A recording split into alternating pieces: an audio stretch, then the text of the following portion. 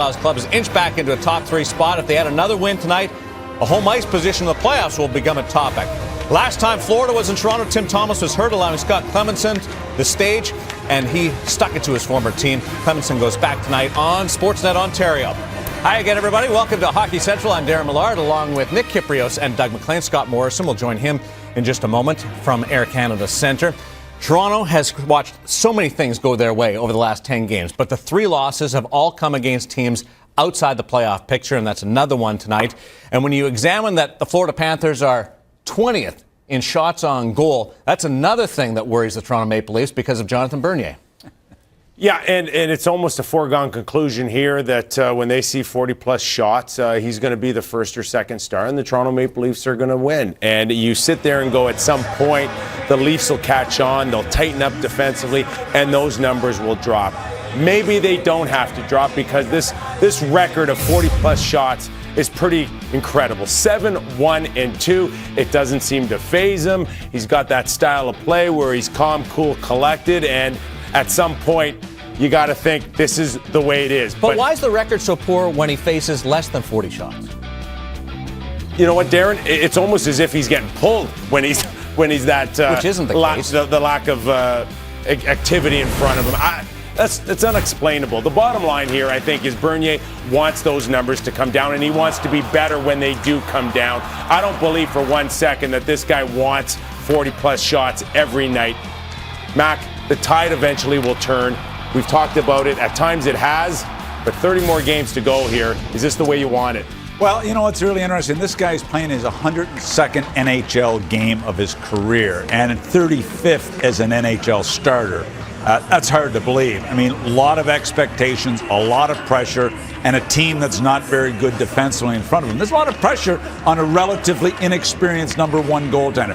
I think he stood tall. I think he's had an amazing, he's let in some bad goals the odd time, which every goaltender does, but this kid has stood tall for this team, and without him, I'd hate to see where they'd be. Tonight, probably early in the first period, the Toronto Maple Leafs will become the first NHL team to allow more than 2,000 shots on goal this season. So the Olympic break looks like it's coming at the right time. Didn't Edmonton catch them the other night? They tried.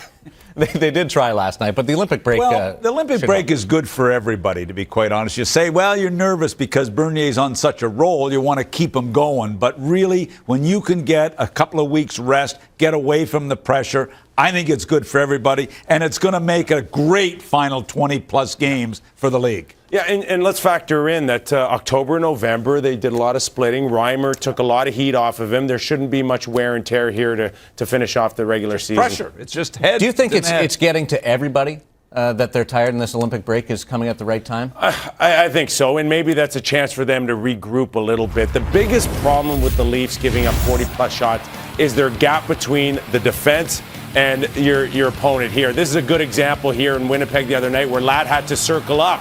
But guess what? When he circles up, they don't close the gap again, and there's Phaneuf right at the top of the circles here. He might as well play goalie. He's that far back, and that's the big difference here. When they've got gap control, then those shots will come down. And gap control doesn't just involve defense. It also, you can close the gap when your forwards are coming back hard. Bernier's brilliance the other night, and he wasn't even named a star inside the rink on Tuesday. A 2-goal performance by Nazem Kadri was not overlooked, however. He's standing by with Chris Simpson. Chris? Nazem, this being Toronto, you know everyone has an opinion. How much do your critics motivate you? A lot. I mean, there's always going to be some doubters, but those are the people on the back burner, and I just look to my support staff, and they've been great this year for me. When you look at the number of shots your goaltenders have faced this year, how do you ease the workload on Jonathan Bernier tonight? Just try to keep things to the outside as much as possible. Get pucks in deep, limit turnovers, and just try to make it as easy on them as possible. Thanks, Nazem. Thanks. Nazem Kadri is our spotlight player, brought to you by Cal Tire, your home for Nokian's most advanced all-weather tire, the WRG3. For the 125th time, I ask you, was Tuesday the start of something? Have we not played that record before? 125 times. Right, 125 times. I think, obviously, Darren, the lure of Kadri will always be when you know that at any given moment he could come up with a spectacular goal. The hands, the toe drag, all of it. Not many guys with this level of skill to break open a game. But the problem is that you wait. You constantly wait, and sometimes you wait a week, sometimes you wait 2 weeks. But again, it's different than a Holland. A Peter Holland can't make the mistakes over again because he will find himself at the end of the bench. But this guy, man, he keeps you wanting more. I really think the Bolin injuries had a tremendous effect. I thought it was going to be a terrific thing for Kadri this year that he could be the number 2 guy, Bolin number 3, and when Kadri struggles, they could flip-flop. Carlisle also wanted to do that. He wanted to flip-flop them in certain situations. But guess what? Yeah, he's had his struggles. Yeah, he's been up and down. But he's the 3rd leading scorer in this hockey team after Kessel and JVR. And you say, and all we ever hear about is Kadri this and Kadri that, yet he's number 3 in scoring on the team. Hard to believe. JVR seems to be the example that they keep using as a maturing player when it comes to Kadri. Yeah, and JVR has been pretty unique. Since this guy was 15, people have wanted him to be a physical, pounding power forward, and they've been bitterly disappointed. Philadelphia took him 2nd, and they were mad at him all the time because he wouldn't play that big physical game. Well, guess what? He's become a well-rounded player. He's got an amazing set of hands. He uses them well in tight. He's also become an excellent playmaker. 21 goals, 20 assists. I mean, he has become well-rounded without the pounding part of his game. He goes to tough areas. He goes to the net really well. He's tough to move out, but he's not a pounder. No, he's not, and he's real intelligent with his size. So you're right, Mac. He doesn't lean on it as much as he probably should or some would like. Never will. But his timing is impeccable when it comes to a deflection in front of the net, or at the last second doing a 180 to maybe put a puck underneath the bar here. But at some point, you know, the checking's going to get tighter, and he's going to have to find a way to push a little harder. Bozak and Kessel seem to be a good fit for how JVR wants to play the game. Tim Gleason, there's good news here. He's going to be able to play tonight. Mac, is it bad technique or bad luck that he seems to be taking these pucks? Well, I think look, he's desperately trying to do something here, a special thing here to make him an important part of this team. He knows how they've struggled defensively. He feels by getting the body in front of it, but he's got to be sharper. He's got to be careful because he's going to get hurt. Well, you know what? He's been a nice addition to this back end because he's allowed the pairings. I'm not a big Gleason fan, to be quite honest, because, you know, he doesn't bring it all the time. But guess what? Yeah. With the pairings here, he's helped a lot. It allows Gardner and Riley to be slotted against the lesser opposition, and this guy has been a good fit with France. Not sure how he feels 48 hours blocking shots with your chest in your face, but there's no doubt that he's come in and had an impact on that blue line. May not have to do that too much tonight. Florida isn't quite the lowest scoring team in the league, but its top point producer is 180th overall. And that's Brad Boyes. Former Toronto Maple Leafs is with Chris. Brad, the Panthers have a winning record since December. What have you guys done to start turning things around? I think we try to be more consistent. Our road game's been very good. We've got to get better at home, but I think consistency, just try to play full 60 minutes and every game, and I think we got a lot better at it, and that's kind of resulted in wins. You're facing the best shootout team in the league. You're the active leader in shootout goals. What makes you so good at this? I don't know. I guess I just try to, got an idea of what I want to do and go in there, and I've been successful at the few moves that I've had. So, I don't know. I guess good preparation, too. That obviously helps. Thanks, Brad. Very welcome. PTO, too, for the Florida Panthers. Well, they've had unbelievable luck with their PTOs. I mean, Thomas, him, and Gilbert, and all three of them have been just tremendous for them. But this guy is a given. He's an automatic in shootouts. It's unbelievable. The way shootouts determine playoffs and getting in the playoffs, you may want to keep this guy on your radar as a real specialist to acquire if he ever becomes available. Simply what he does in shootouts is worth $1 million. Well, and speaking of $1 million or under $1 million at $900,000, Tom Gilbert.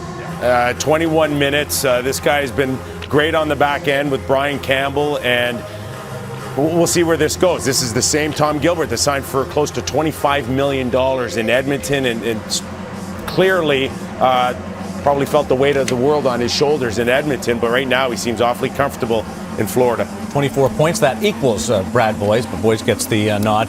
for the Panthers' leading scorer because of more goals. When you look at what's coming down the pipe for the Florida Panthers, success is there waiting. Well, look, this is the 17th year of their rebuild. I jokingly say that, but look, we went through the Weiss, Bomeister, Nathan Horton rebuild. It didn't work. Now we're into the Barkov, Huberdeau, Bukestad, Goodbranson, Kulikov, Olsen rebuild, and Markstrom in the minors, a number one pick. Barkov's injured. Huberdeau's going through a sophomore slump. Bukestad has been slumped. Bukestad's been good. Goodbranson, a healthy scratch. So I don't know what I'm talking about. Kulikov has been on the trade market. So it looks like it's going to be good, and let's hope it is good for the sake of the Florida Panthers, because they do have some good kids, but you never know how they're going to turn out. How were you on the Olli Jokinen Huselius rebuild? Were you okay with that one? I missed that one, thank God. Not saying that the Toronto Maple Leafs should go out and try and run the Florida Panthers out of the rink, but if you're going to take penalties, tonight would be it. Florida went through an 0 for the last 13-game drought before they snapped it against the Boston Bruins. This is bringing Scott Morrison with Chris. Thanks very much, Darren. Yeah, Scott, I guess we could call this game that the Leafs should win, are expected to win. Dare we call it a must-win for Toronto? Well, talking about Darren mentioning taking penalties, we just saw Colton Orr and Scott Gomez bump each other on the red line. Bit of a mismatch, so could be a little more intensity than we're bargaining for here tonight. But yeah, Randy Carlyle talked about it this morning, that they're not in a position to take any team lightly. They've already lost once in their building to Florida. They've got a really good stretch ahead of them potentially, beginning with the Tampa game on Tuesday, Florida tonight, Ottawa Saturday, and the Florida teams again leading up to that Olympic break to put themselves in a real good position at that point. And you lose a game like this, and it's one you may ultimately regret. You also heard Darren talk about the 2-goal output by Kadri last game. Is it the start of something? We know the top line has done so well, but do they need the start of something for secondary scoring if they're going to make it to the playoffs? Yeah, they really do. I mean, it's great that the big line, the Bozak line, has been putting up so many points, 36 in their last 10 games. But eventually teams will figure out on certain nights how to shut them down, so they do need that secondary support. Kadri has to be a lot more consistent, as does Lupul and Raymond, and they're starting to get a little bit of offense from the blue line, which is a key. And the Leafs looking for their 5th straight win here at home. Darren? They accomplished that. It'll be the second time this year. Leafs Injury Report brought to you by Bergmanis Prera, personal injury lawyers. And take a look at what we see developing here is David Bolland, according to Randy Carlyle, 50-50 that he could play before the Olympic break. Dave Clarkson will be on the road trip next week, and Trevor Smith was about to come back from the broken hand, but suffered an injury in the workout room. Yeah, it's nothing more than a strained muscle day to day. Panthers and the Leafs coming up. Picture worth 1,000 words. We'll see what develops tonight on Sportsnet.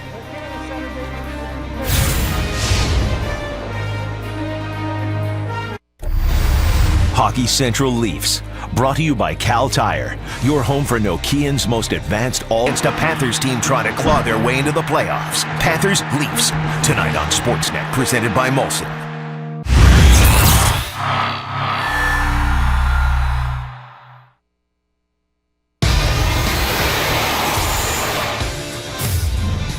Inside our Sportsnet studios. Hi, everybody. I'm Hazel May. We'll get you back to Hockey Central in just a minute. But first, the latest from Super Bowl 48.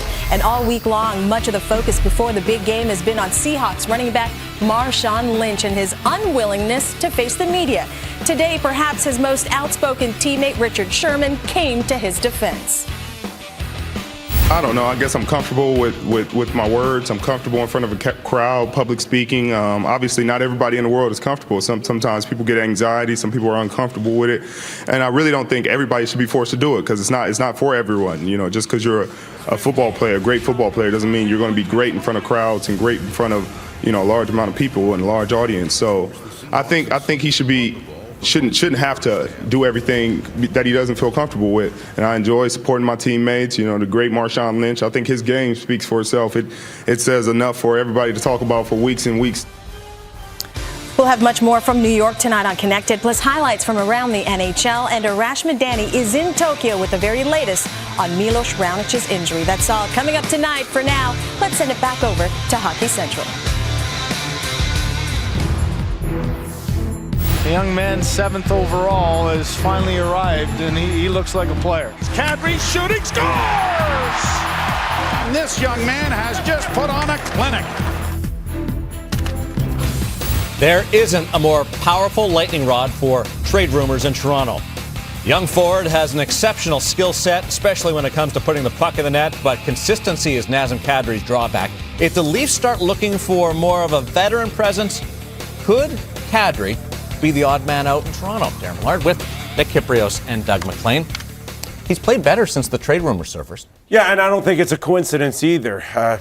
Everybody knows how much he loves being a Toronto Maple Leaf, what it means to him. He's got his family here. He doesn't want to go anywhere, and I think that he pushed himself a lot more the last little while, and it's paid off. Now, the question for the Toronto Maple Leafs to this day is, what do we have with him? Where is he at the end of this season or the next 2 years? Is the best he's going to be a Mike Ribeiro, or one day could he be as valuable as a Patrick Kane? Because we know his hands are that good. You know what? I chuckle a little bit about this. He's 23 years of age, and he's their third leading scorer on their team after Kessel and JVR. Yeah, he's a lightning rod, and I agree with everything you said. In maturity, what's he going to become? This would be next to impossible for a deal to be made. And I'll tell you why. If the Leafs are going to move this guy, they will want a number 1 or number 2 defenseman. I'll give you an example. Giordano from Calgary. That's the type of deal it would take. Calgary, would they trade a Giordano for a Kadri? Would they take a chance? That's the type of deal it would take for the Leafs to move. I don't think Calgary would make the deal, and I don't think Toronto would make the deal right now. That's what Dave Nonis is up against when the name Kadri comes up. You're not going to get full value for him right now. So they will not trade Kadri. There's not a snowball's chance he's going anywhere. So more than a month out from the NHL trade deadline, Doug McLean's already saying that there's not going to be any deals. We will find a guy eventually. That one won't happen, I guarantee you that. The Hockey Central Trade Tracker.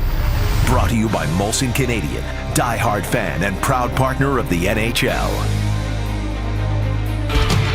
Ben Scrivens goes after his second win in a row as an Oiler. Here's Marleau right out in front. 2 cracks at it for Demers. Ben Scrivens standing on his head right now. Well, I think I taught him everything he knows. I think I get all the credit for that. But another face-off win. Burns locks up. Another opportunity and another glove save. Ben Scrivens a clinic right now. Vezina, yeah, he was hot. Yeah, rubber poisoning. I think 59 saves, so that's pretty impressive. This guy's gonna bring the house down. Unbelievable. He stood tall in there, and obviously with a shutout, it's an exclamation point on it. And Ben Scrivens has done it. 59 saves. An NHL record for saves in a shutout, and you examine it, and Ben Scrivens said, I had a terrible warm-up. You can go to sportsnet.ca and see all 59 saves in just over 2 minutes. That's a 3-game winning streak now for Edmonton. Yeah, and look, Scrivens deserves a lot of credit. I mean, he had a great run in L.A. earlier in the season. You say, can this guy be a number 1 goaltender? Well, he's done a great job. It's a good fit. It's a great fit for Edmonton right now because he's an Alberta kid.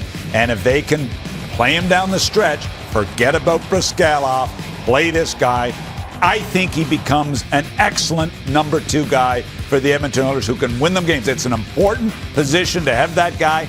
I'm sorry, I still don't see him as a number 1, but I think he could be a real good number 2. And that's with all due apologies for last night because he was that good. And it's really not anything different than what the Toronto Maple Leafs have been going through. And no, it's not the extent of close to 60 shots on goal in 60 minutes. But, hey, listen, you can sit there all day long and praise Scrivens, but the bottom line is that it's an embarrassment to hockey clubs to give up at times 45, 55 shots on goal. That is totally hanging out your goalie to dry.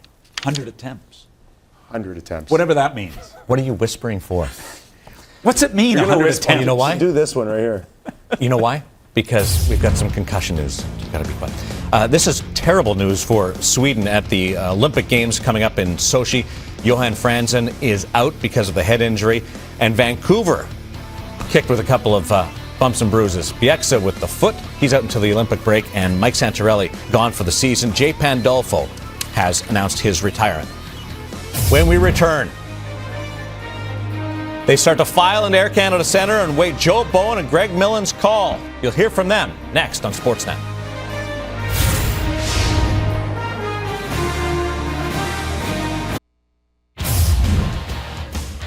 Wondering why the Florida Panthers have trouble scoring? With his next goal, Panthers' number 2 center, Scott Gomez, will double his season output. Campbell and Gilbert on the blue line, combined salary of $8 million, 7.1 going to Brian Campbell. For the Toronto Maple Leafs, Bozak, Van Riemsdyk, and Kessel have been great during the hot streak. Kadri trying to follow up Tuesday's strong performance with another. With more, here's Joe Bowen and Greg Millen. Thanks very much, Darren. The Toronto Maple Leafs are hoping that with Nazem Kadri getting hot, that maybe one of his wingers will get hot. Joffrey Lupul's had a very frustrating season for him so far. Well, injuries have played a part of it, and I'm not sure how much he's been really healthy when he has been in the lineup. Obviously now he is feeling much better. By his play, he's got that jump back in the stride, but more than anything else, you're starting to notice him winning puck battles once again behind the goal line. When you see him doing that, you know he's on his game, and that is one of the reasons why Nazem Kadri has been heating up, because Lupul's been giving him all kinds of support.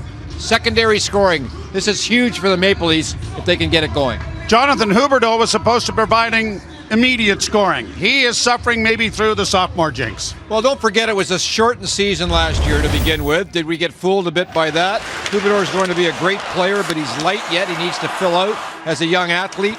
And he had surgery in the summer, so he couldn't really train the way he wanted to, and he started the season with a foot injury. So he's been behind all year long and hasn't done the job that he did last year for this Florida Panther team, but I wouldn't worry about him. This kid's going to be a dandy, in my opinion, a real star in this league before it's over. Well, the Panthers are looking for scoring from anywhere, as they are worst in the National Hockey League in offense. Darren? Thank you very much, Joe. Scott Clemmensen in goal. He's 2 games above 500 this year. Yeah, and he's obviously beat the Toronto Maple Leafs already this season. Maybe the Leafs catch a break. Barkov, Mac, at 18, their top pick, not in the lineup. And when he is, he's been their best player. I'm anxious to see Bukestad go head-to-head, too, as a kid centering their number 1 line against the Kessel line. It'll be interesting to watch that, Bozak. Trying to make it 5 wins in a row at home. The Toronto Maple Leafs with their 29th victory in waiting. Next on Sportsnet.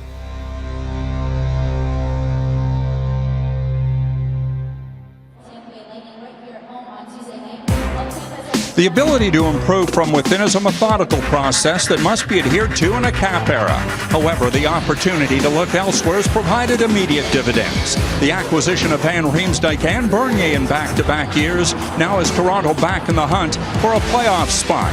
Swaps in summers past have resulted in wins in winter present. 18 victories for one, 3 game-winning goals for the other.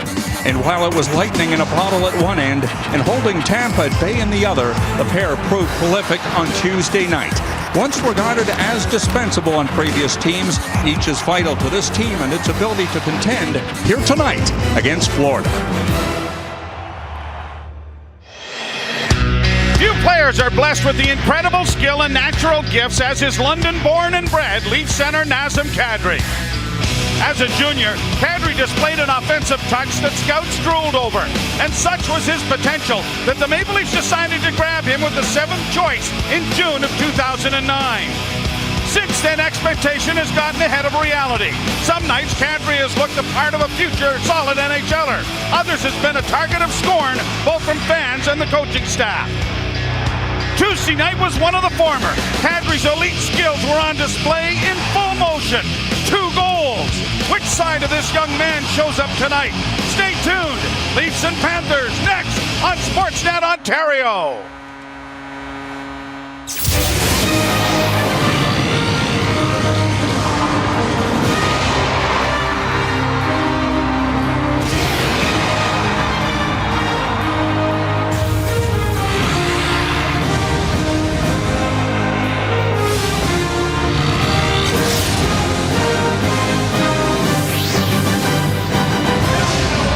From Air Canada Centre in Toronto, it's the Leafs and Panthers. Florida won 3 here in December. Toronto enters play tonight having won 4 straight at home. The Leafs were down and out on January 12th, 12th place in the Eastern Conference back then, having lost 4 consecutive games. But they'd embark on a 3-game win streak beginning that night and extend it to 4 by January 18th. James Van Riemsdyk's winning goal would beat Montreal 5-3, the first of his 3 on the season. JVR would strike yet again for another game-winning goal on Tuesday Tuesday, a spectacular one-timer in a 3-2 triumph over Tampa. A 7-1-1 record since January 12th now finds the Leafs in 4th spot in the Eastern Conference and possesses a 3rd in the Atlantic. Phil Kessel continues to lead the way. He has scored 7 goals in his last 10 games and has 17 points during that span. His 27 goals have him on the verge of a 5th 30-goal season. He is 7th in league scoring with 54 points as well. Kessel's prowess is part of a mighty triumvirate in Toronto. He, Van Riemsdyk, and Tyler Bozak have contributed with 48 points in the Leafs' last 15 games. Good evening, everyone, and welcome to Toronto for Game 2 of a 3-game homestand here at the ACC for the Maple Leafs. All important points after the Olympic break. 13 of Toronto's 22 games will be played on the road. Inevitably in Toronto, it comes down to goaltending. And Jonathan Bernier will play the Panthers for just the 2nd time in his career. His .926 save percentage is 6th best in the league.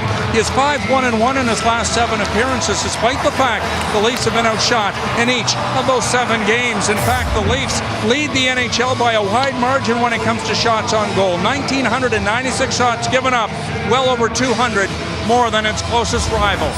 Tim Thomas is enemy number 1 in Boston thanks to his late game antics with Carl Soderberg of the Bruins Tuesday night. Thomas gave up 6 goals and 41 shots in his return to Boston. As a result, Scott Clemmensen gets the start here tonight. Offensively, the Panthers aren't getting it done either. Boys, Barkov, and Gilbert lead Florida with 24 points each, the lowest leading totals in the NHL. Brad Boyd's career finds itself in Florida in his 10th NHL season. The Mississauga native is on a 1-year deal with the Panthers, and the former Leaf first-rounder comes into this game with goals in back-to-back games. Tom Gilbert also brings a veteran presence to this young Florida team. His 22 assists leads the club. In fact, Gilbert has 6 assists in his last 4 games, and he too, like Brad Boys, is on a 1-year deal. The Leafs vie for their 19th home win of the season. The Panthers look to win in this building for a 2nd time this season. Let's send it back to our panel and Darren Millard. I swear, his heart rate is higher than half the players when he does that opening. Thank you, Paul. Along with Nick Kyprios and Doug McLean. Don't look now, but if Tampa Bay loses in Ottawa tonight on Sportsnet East in regulation and Toronto wins, they're within 3 points of a home ice playoff position. Yeah, it really is amazing. And this new format, this division format is unbelievable. The top 3 make the playoffs or guarantee the playoffs. Yet they're only 1 point out of 4th. Montreal 1 point behind them and 5 points out of being out of the playoffs. So talk about important games. And Florida Panthers, don't look past them. No. 14-9-2 since December 5th. This team's played pretty good hockey. But there's a real chance to end this regular season going into the Olympics on a tremendous high with tons of momentum. You've got an inconsistent Ottawa Senators team and what you hope is a struggling Vancouver Canucks to end prior to the Olympics. They got a great opportunity here, the Toronto Maple Leafs. Next 3 games are against teams from the Eastern Conference below them in the standings. Opportunity is knocking. The Panthers and Leafs next on Sportsnet Ontario. Welcome back to the Air Canada Centre, and tonight the goalers between the polars, brought to you by Intact Insurance. Your home, your auto, your business. Ask your broker about Intact Insurance Company.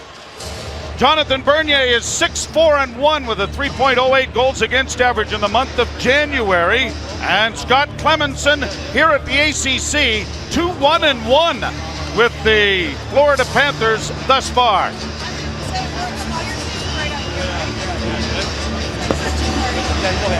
So we are ready to go as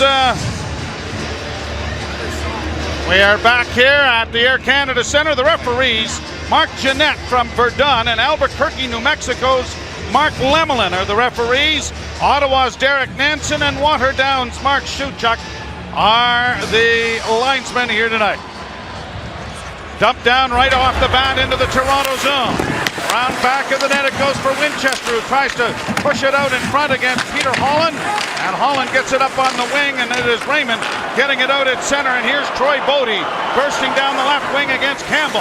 Rolled it in front of the net, but Marcel Gotch in the back check got there to knock it away. Pushed out at center ice and launched in by Gotch as the Panthers make some change on the go. There's Tim Gleason back into the lineup after he collided with the end boards late in the game the other night. And I thought he was going to be gone for a while. Kulikov playing it around back of the net. Up on the wing it goes for Boys. Brad Boyce gets it to the line. Gomez gets it a little further. Bernier tucks it back in the net. Played by Phaneuf onto the wing. Tipped ahead for Bozak. Backhand pass attempted to find Kessel, but it went off his skate and over the glass and out of play. And a face-off will come in the Toronto zone. Well, Gleason certainly looks fine in his first rush of the hockey game. He just takes off and joins the attack. There is how Purcell ran him into the boards the other night. It looked a lot worse than it ended up being, that is for sure. And from all indications, he had a bit of a burner. Felt much better after the game and practiced and is ready to go here tonight. Well, he was fortunate because it looked a lot worse than it did. As it's pushed into the center ice area again. Now Bergenheim unable to get free, and the puck out at center ice.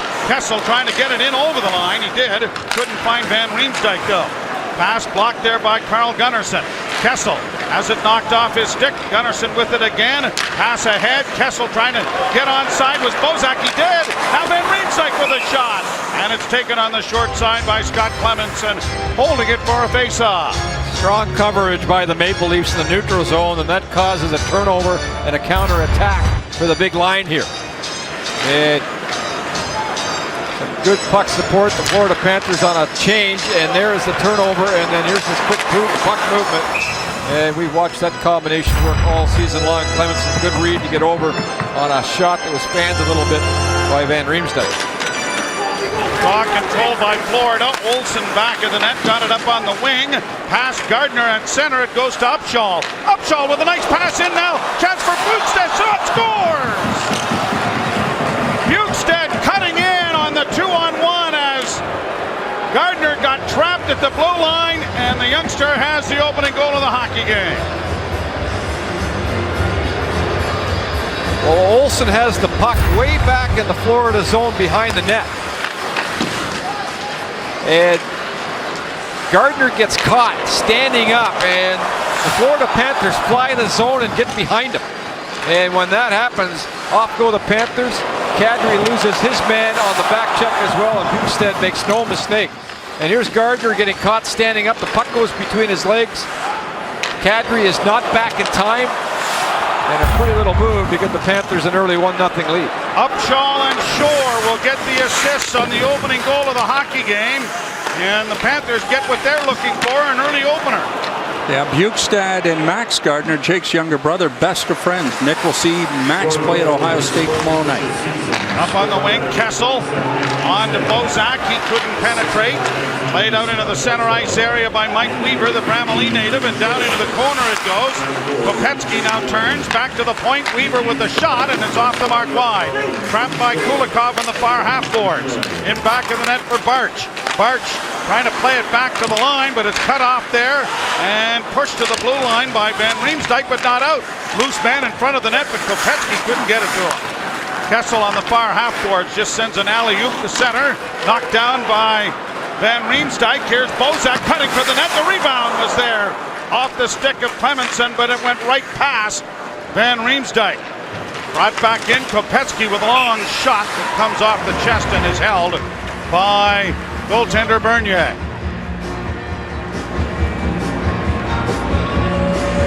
Let's have one more look at this goal from the other end. Harmless looking play here where Gardner gets caught standing still. No puck support behind him. Kadri loses position on the back check as he never really gets back in time. And the Florida Panthers, who have given the Leafs a difficult time this year, get the early lead. Came in here and won 3-1. The Leafs will make their first trip to Florida next week. At the blue line, Winchester with a shot that's blocked. And it is pushed ahead at center for Jay McClement, but Ashton's pass was picked off by Campbell. Up ahead it comes for Huberdeau. He got it on for Campbell. Brian Campbell sweeps in over the line, but had it knocked off his stick. And a penalty for cross-checking is coming here. And so the Leafs are going to be a man short after giving up the opening goal of the hockey game. And away goes Gleason to the penalty box, and he gets Huberdeau. Not a good start here, right in front of the net, right there. And directly in front of the official, a play that didn't need to happen, as Gleason just should have let him go.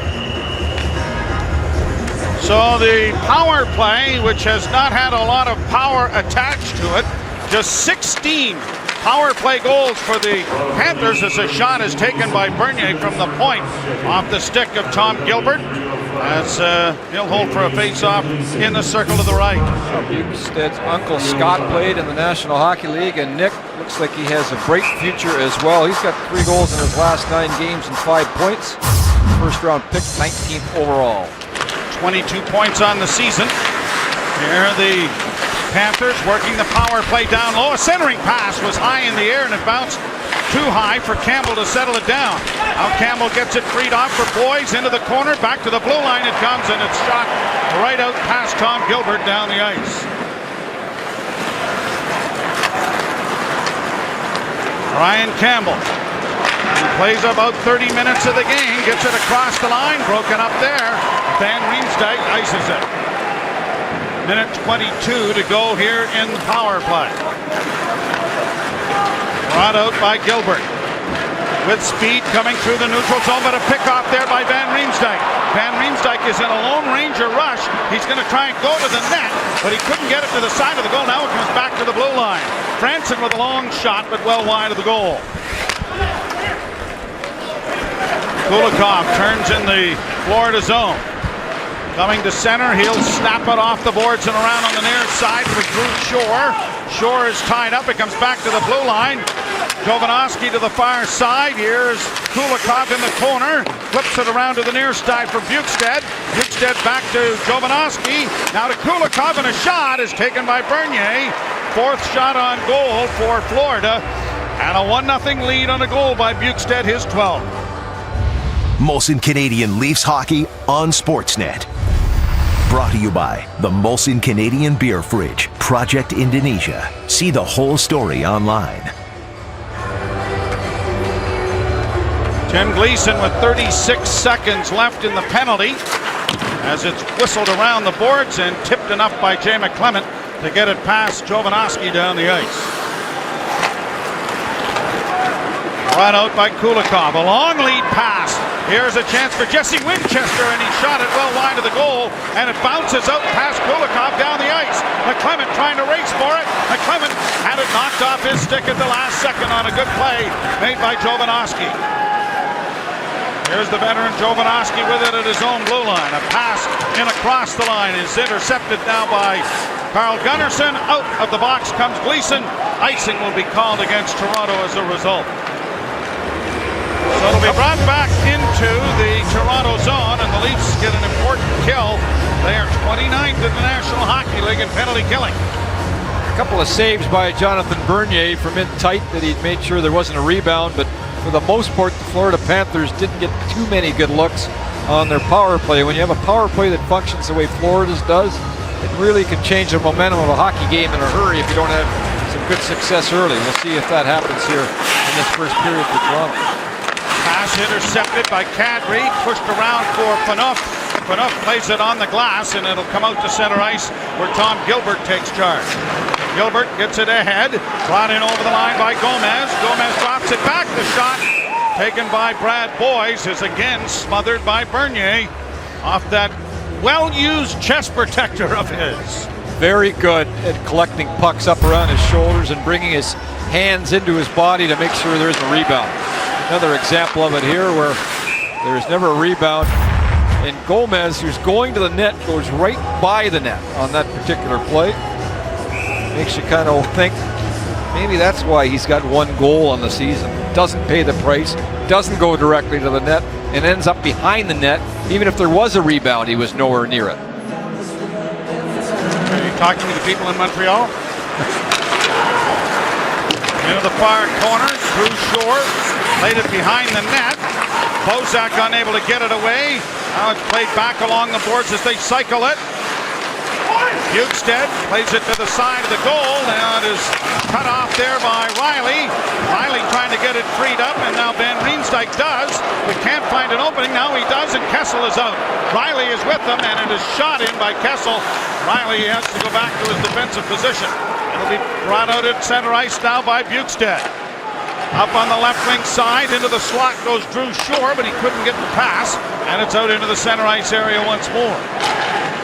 5-2 are the shots. favoring Florida. 1-0 is the score, favoring the Panthers as well. And you're with us here on Sportsnet as it's brought by Holland into the Florida zone. Out on the far side, Holland back into the forecheck as it comes to Kopecky.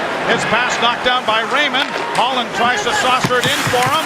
Now Raymond trying to work the boards, double teamed in there, but Bodie caught it free. Holland back into the corner. Here's Raymond trying to move to the front of the net. Holland will cycle it into the corner.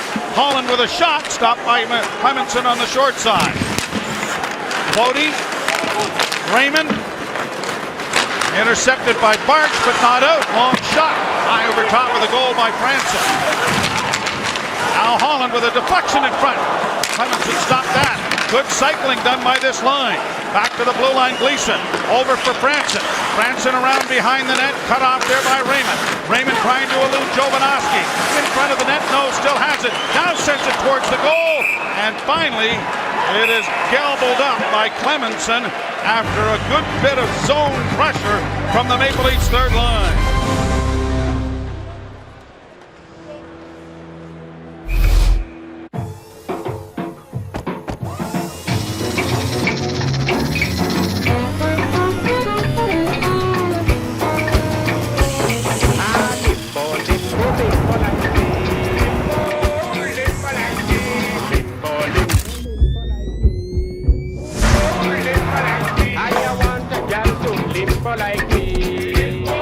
The all-new 2014 Corolla. Corolla, like you've never seen it before. At Intact Insurance, our job is to be on your side. So when you call our hotline after damage to your home, within seconds, you'll be speaking with one of our local claims staff, who will start getting you back on track. Because what matters to you is what matters to us. For the Petersons, that means getting their kitchen repaired, so they can get back to their Saturday pancake breakfast. Ask your broker about Intact Insurance Company, the choice of most Canadians for their home and auto insurance. Intact Insurance, your back. Hannon Barral is a monster. What a dominant performance by Uriah Faber for the undisputed bantamweight belt. That kid is dangerous. 33 victories. Hannon Barral. Uriah Faber. Oh, he rocked him again. 30 career victories. Uriah Faber. We have 2 titles on the line. Oh! Jose Aldo!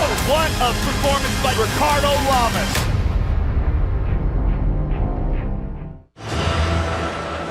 Thomas Kopecky, a 31-year-old veteran player that should know better with his team up by a goal, gets the puck on the half boards. Where's he going with it? Like right up through the middle. And because he does that, watch this.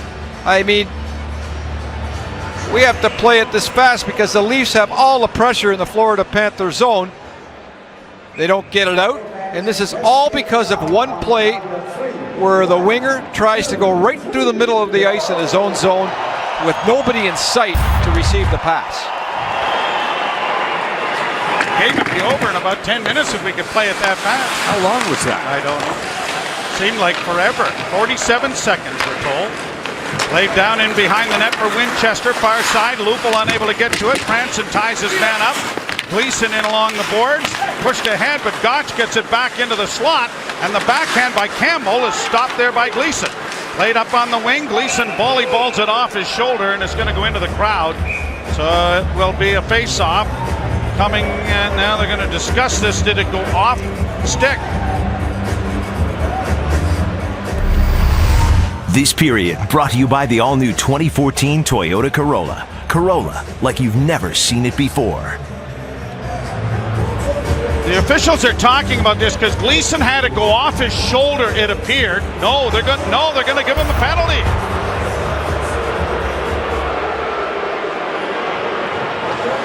He knocks it up over the glass. Here's a look at it. Up. Yep. Went off his shoulder.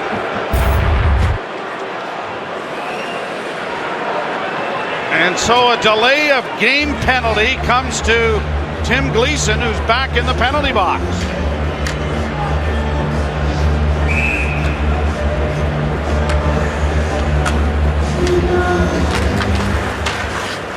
So the second power play here for Florida. Back to the blue line it comes. Gilbert, near side Campbell. Campbell with a shot blocked. It bounces just wide of the net. Into the corner now for Boys. Former Leaf loses it. It's fed ahead and out and down the ice by Jay McClement. Campbell going back to recover the puck. Leafs trying to improve on a 4-game home ice winning streak, but are trailing here by a goal as a pass there by the goaltender didn't work, and it ends up being a glove pass then by the Panthers, which negates what was a pretty bad giveaway there by Jonathan Bernier, who didn't get much on that, trying to shoot it out. The only nigga that I can see of late in Bernier's game, when he handles the puck and just touches it to his defenseman, he does a nice job. When he tries to advance it up the ice, he doesn't have a very hard shot, and that's a play that maybe he should leave out of his repertoire. So the faceoff comes outside the blue line on a break there for Bernier and company, and it is immediately rattled down the ice by Gardner. He's a smart puck handler, particularly in tight, but not an overpowering puck handler when he needs to advance the puck up out of the zone. Gilbert shoots it in, pushed to the sideboards, rattled off the wall then by Franson and down the ice. And go! Clemenson had to watch that he wasn't stick handling in the non-trapezoidal area. Brought out by Campbell. He gets it handed back to him. The Strathroy native gets it in over the line. Along the boards then for Bukestad. The puck comes free. Campbell has it knocked away and it's rattled around the boards by Carl Gunnarsson and ice once more. 44 seconds left to go in the delay of game penalty to Tim Gleason. Jovanovski to the line. Rattled around the boards by Gotch to the near wing. Kulikov sends it back behind the net. Gotch is going to trap it there. Dished it off to Winchester. Huberdeau in the corner. Huberdeau trying to play it off. Winchester with it once more. Now tied up there by Gunnarsson. Hooked back to the net. Gunnarsson slashes at it. It comes free. And Mason Raymond changes the angle to send it out and down the ice again. That should do it for the penalty that has 4 seconds left in it. Gleason will get out before they get to center ice. Jovanovski to the line, broken up there by Morgan Riley. Kulikov, as it is fired into the zone then by Weaver. Out at center ice, Weaver trying to tie up his man and jumping into the attack. There is Bozak, fed up on the left wing side, and out come the Panthers to center ice. The pass across the line is offside. 1-0 Florida here in the first period with 9:44 to go in the first 20.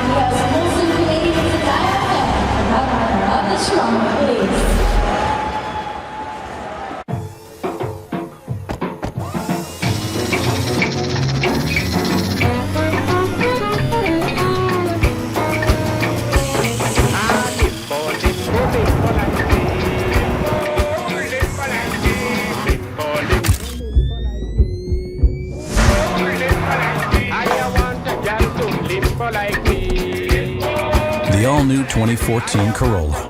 Corolla, like you've never seen it before. Tim's new hash browns are great. So crispy. They're great, but they're great because they're golden. No, bigger. They're bigger.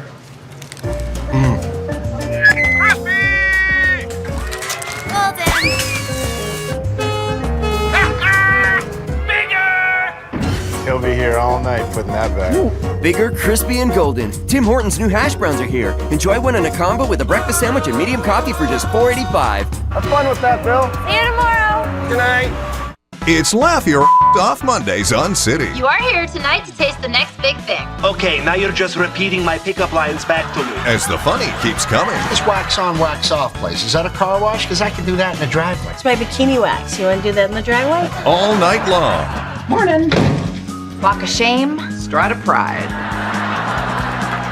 Mom, right after Mike and Molly and Two Broke Girls. Starting 8:30 Monday on City, where Canada comes to laugh.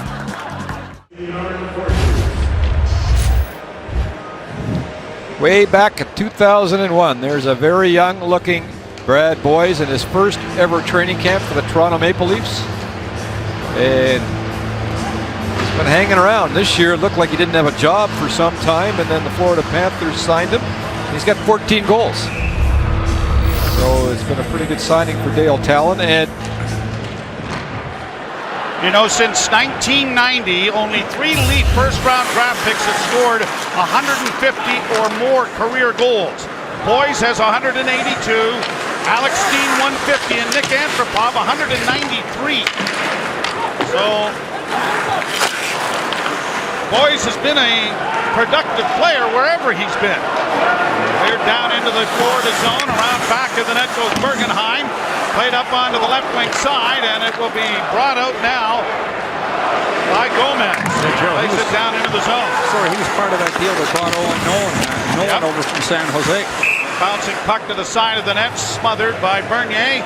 And so there'll be a face-off coming in the Toronto zone to the left. And our Sportsnet trade tracker has had his name up, of course, because he'll be an unrestricted free agent. And will Dale Talon move him on perhaps before the trade deadline or on trade deadline day? He likes playing at the ACC. He's got 7 goals and 16 points in 18 career games here at the Air Canada Centre. Matthias will take the face-off for Florida, and it is won cleanly by McClement. Played ahead at center for Ashton, and Bodie, or at least Orr, couldn't get it in over the line. Back the other way, a shot is high and wide of the Toronto net. Behind the goal is Gardner. Gardner twisting and turning, back for Morgan Riley, quickly up on the left wing for McClement. McClement coming through center, works to the line and in.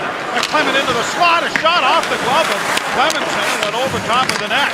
Here's Gardner down low, McClement a shot, there's a rebound in front, or can't find it. Campbell had him boxed out. Into the corner now for the Leafs. McClement a pass in front, Gardner was creeping in, and it is now fed ahead, but too far for Kopetsky, and this turns into an icing charge against Florida. Davis Cup tennis, Japan, Canada from Tokyo tonight. Our Arash Madani is there, 11 p.m. on Sportsnet East, Ontario and Pacific. Dancevic and Nestor hoping to get the job done with Pospisil and Raonic out because of injuries. Canada in tough company, but it should be fun television to watch. 8:17 to play in the first period. The Panthers have the opening goal. Lupo had it in his skates, couldn't get a shot away. Backhanded to center by Chris Barch. Franson with a long up onto the wing for Lupo. Chipped around past the defenseman Gilbert. Back of the goal is Dylan Olsen.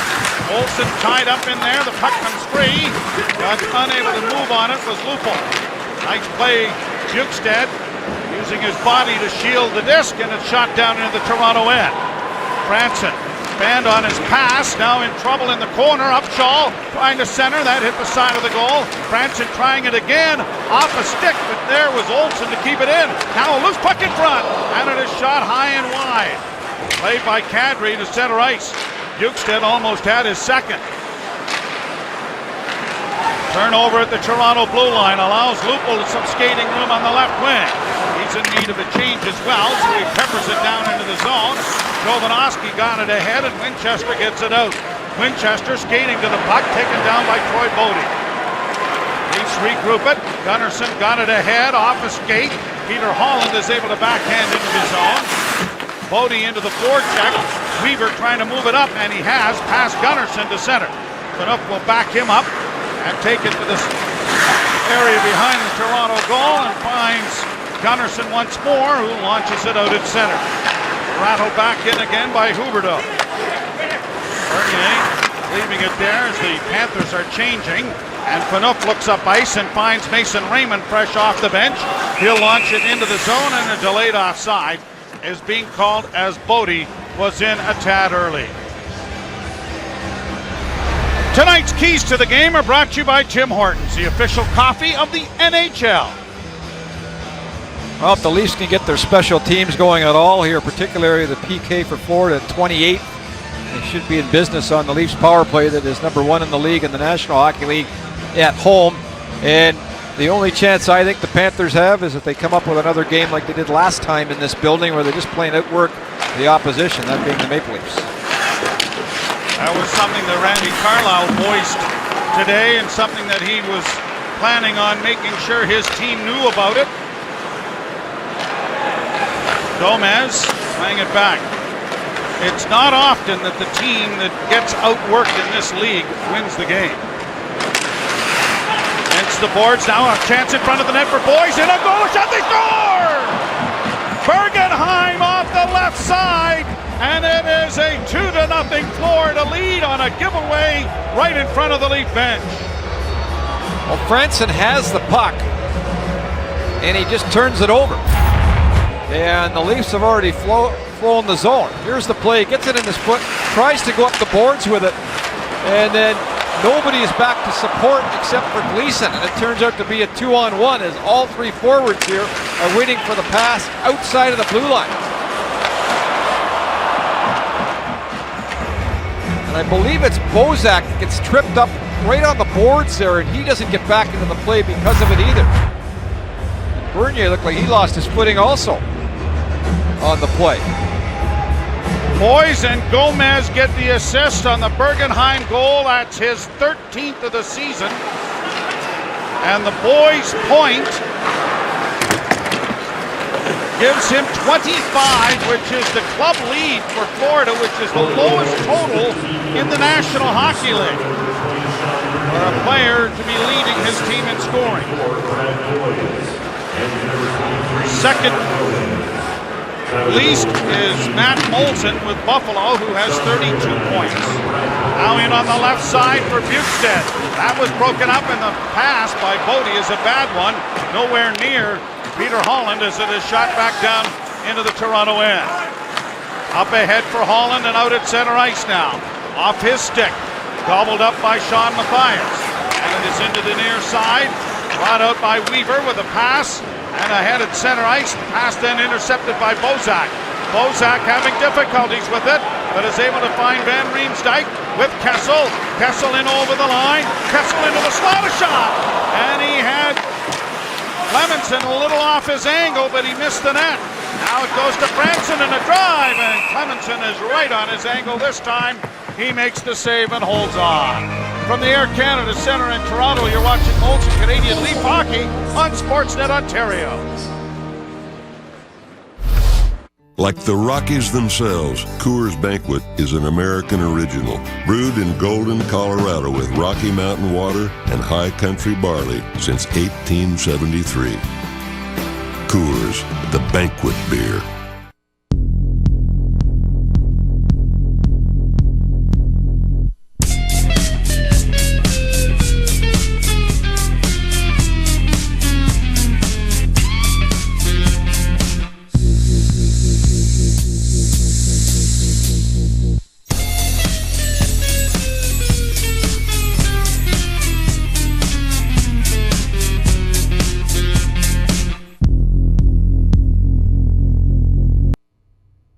For the next 60 minutes, forget everything else.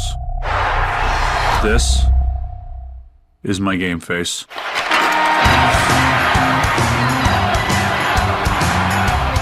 It's Mike Holmes. I see you care about cleaner air. Just be cool.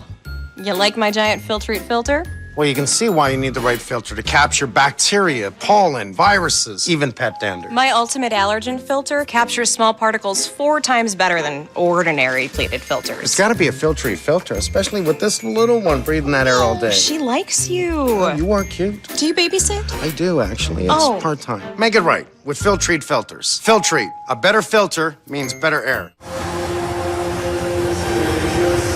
Well, Franson gives the puck away, but Tyler Bozak gets all tied up with Bergenheim. To the left of your screen here, you're going to see it after the giveaway. And here it goes right here. There's a little slow foot. Down he goes. That creates the 2-on-1. That's why Bergenheim was wide open.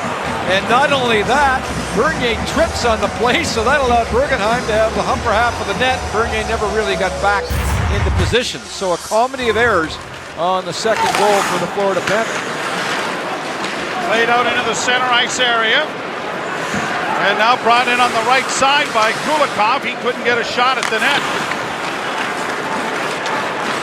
Played ahead by Gleason up on the right side, Van Riemsdyk, and he couldn't get the puck to settle down for him. Along the boards and into the corner it goes. And back of the net, Kessel unable to reach it. Now a pass in front of the net. That's just off the mark wide. Far side, Kessel trying to play it back to Phaneuf. He runs over his man from behind, knocking down Winchester, and the puck is out at center ice. On 3 occasions, the Maple Leafs have garnered points, or at least come back from a 2-0 first period deficit. Tied the game against San Jose, but lost 4-2. They came back against Buffalo and won the game in a shootout.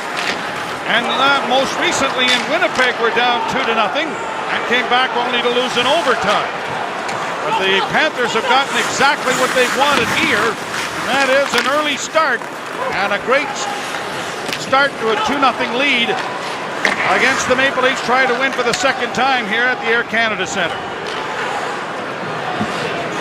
Campbell in across the line. Dishes it back. Long shot, blocking arm save Bernier. Gunnarsson behind the net. Bank pass ahead for Van Riemsdyk. On for Kadri. Kadri with Kuhlman, and a shot from a sharp angle was stopped. Kadri comes away with the loose puck. Back to the blue line. It goes to Franson. The shot in traffic. Scores! Cody Franson's wrist shot snaps it off the post and in. And it's 2-1. Well, Van Riemsdyk ends up on the line with Kadri and Kuhlman. And off the rush. Good play by Kadri. He'll just throw it towards the net, but then a beautiful play by Kadri as he beats Campbell to the puck, gets it back to the point, and Van Riemsdyk, as he always is, parked right in front of the goaltender after Kadri does all the work. Nice little quick release to get the puck through by Franson, and Van Riemsdyk does a wonderful job screening the goaltender. The Leafs are back in this game with a very important goal with 3 minutes, just over 3 minutes to go in the first period. Kadri now with a 4-game point streak. 2 goals and 3 assists in that span, and another tally from the defense as it's played in by Gardner behind the goal. Jovanovski sends it back. Gardner trying to trap it and does. Banks it into the corner. Broken up and sent out into the center ice area by Dylan Olsen. Being cleared deep into the Toronto zone.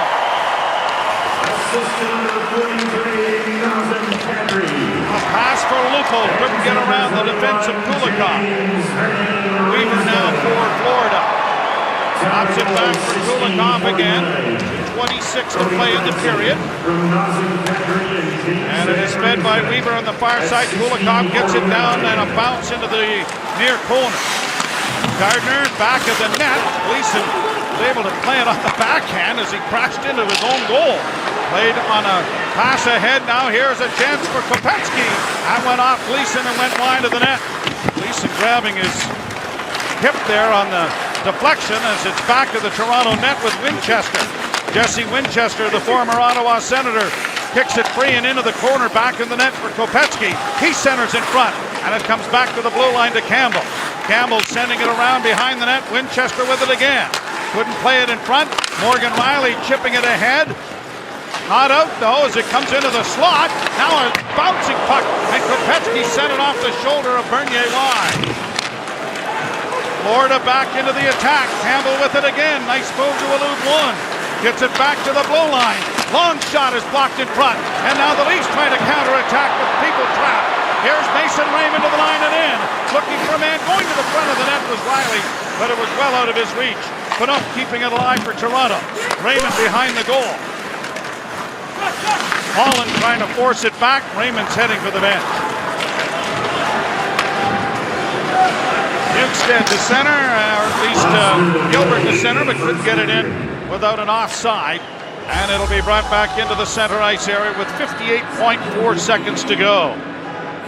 Unless your TV's in the kitchen, you'll want to finger cook tonight. Order from over 100 menu items at bostonpizza.com. Cody Franson with his 4th goal of the season and his 26th point. And again, that half slapper.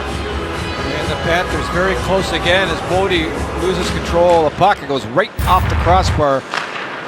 Bit of a break there for the Maple Leafs.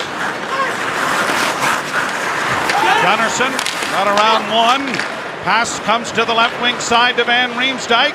Ahead for Kessel. Nifty move across the line. Van Riemsdyk trying to center, and it'll be gobbled up by Bergenheim. Bergenheim counterattacks with Boys.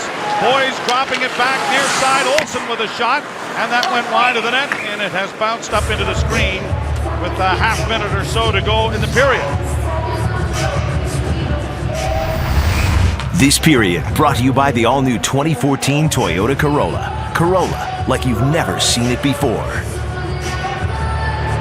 Well, Peter Horachuk's done a nice job with this team since taking over. They're 18-16-3, and what did he do? Oh, basically he just put a defensive structure into play that the players maybe started to listen to, because Dineen was working on doing exactly just that, and for whatever reason the players didn't buy in like they have with the new coach. Well, with their lack of offense, they've had to do this in order to be competitive and be in games to be able to win. And as you mentioned, with his record of 18-16-3, above 500, that's just exactly how they've done it. They've gotten some pretty good goaltending from Tim Thomas and Scott Clemenson.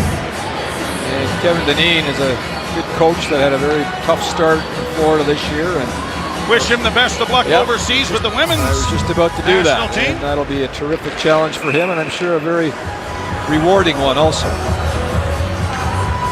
Faceoff will be outside the blue line. John Madden on the bench, the former, well, for the most part, New Jersey Devil, as we remember him. What an integral part he was in those Stanley Cup years with New Jersey. Very handy checking center. Penalty killer extraordinaire, yep. Now here's Kadri curling out of the corner and send it back to Morgan Riley. Gleason's trying to get to it to knock it back. Just getting onside was the Panthers, and it's back down into the Toronto end. Gleason, they'll have the horn and the period. So the Leafs salvage a little bit with a Franson goal after a bad start, but Florida off to a great first period, leading 2-1. Let's go to the panel. Joe, thank you very much. As Toronto chases second spot in the Atlantic Division, the Bolts suffer another key injury, this time to Ben Bishop. We have highlights coming your way. Doug McLean and Nick Kypreos are next. Kadri and friends and playing guilty and answer back. The late goal pulls the Leafs within one and partially saves the first period.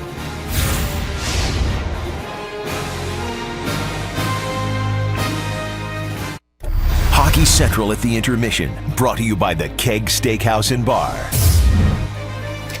In their only other meeting this year, the Florida Panthers broke out to a 3-0 lead, ended up winning 3-1. Tonight, it was 2-0 before Toronto woke up, and obviously the Florida Panthers had their attention. With more, here's Paul Hendrick with Morgan Riley. Morgan, Cody's goal gets the Leafs back into this game, but what has to be taken care of on the defensive end as the game progresses to get you back into the game for good? We just got to manage the puck a bit better, we're being a bit sloppy with it, just kind of whacking it around. And I think we just have to try to control it a bit more and just be a bit smarter. Between Moose Jaw and the Marlies last season, you played 82 games. How did that experience prepare you for a condensed schedule in your rookie year in the National Hockey League? It's been good. We've been playing a lot of games. So you got to take care of your body. You got to get ready to play every night. And, the travel's been tough, but, we're just going to keep grinding away here, and it's been going well so far. All right, thank you. Thanks.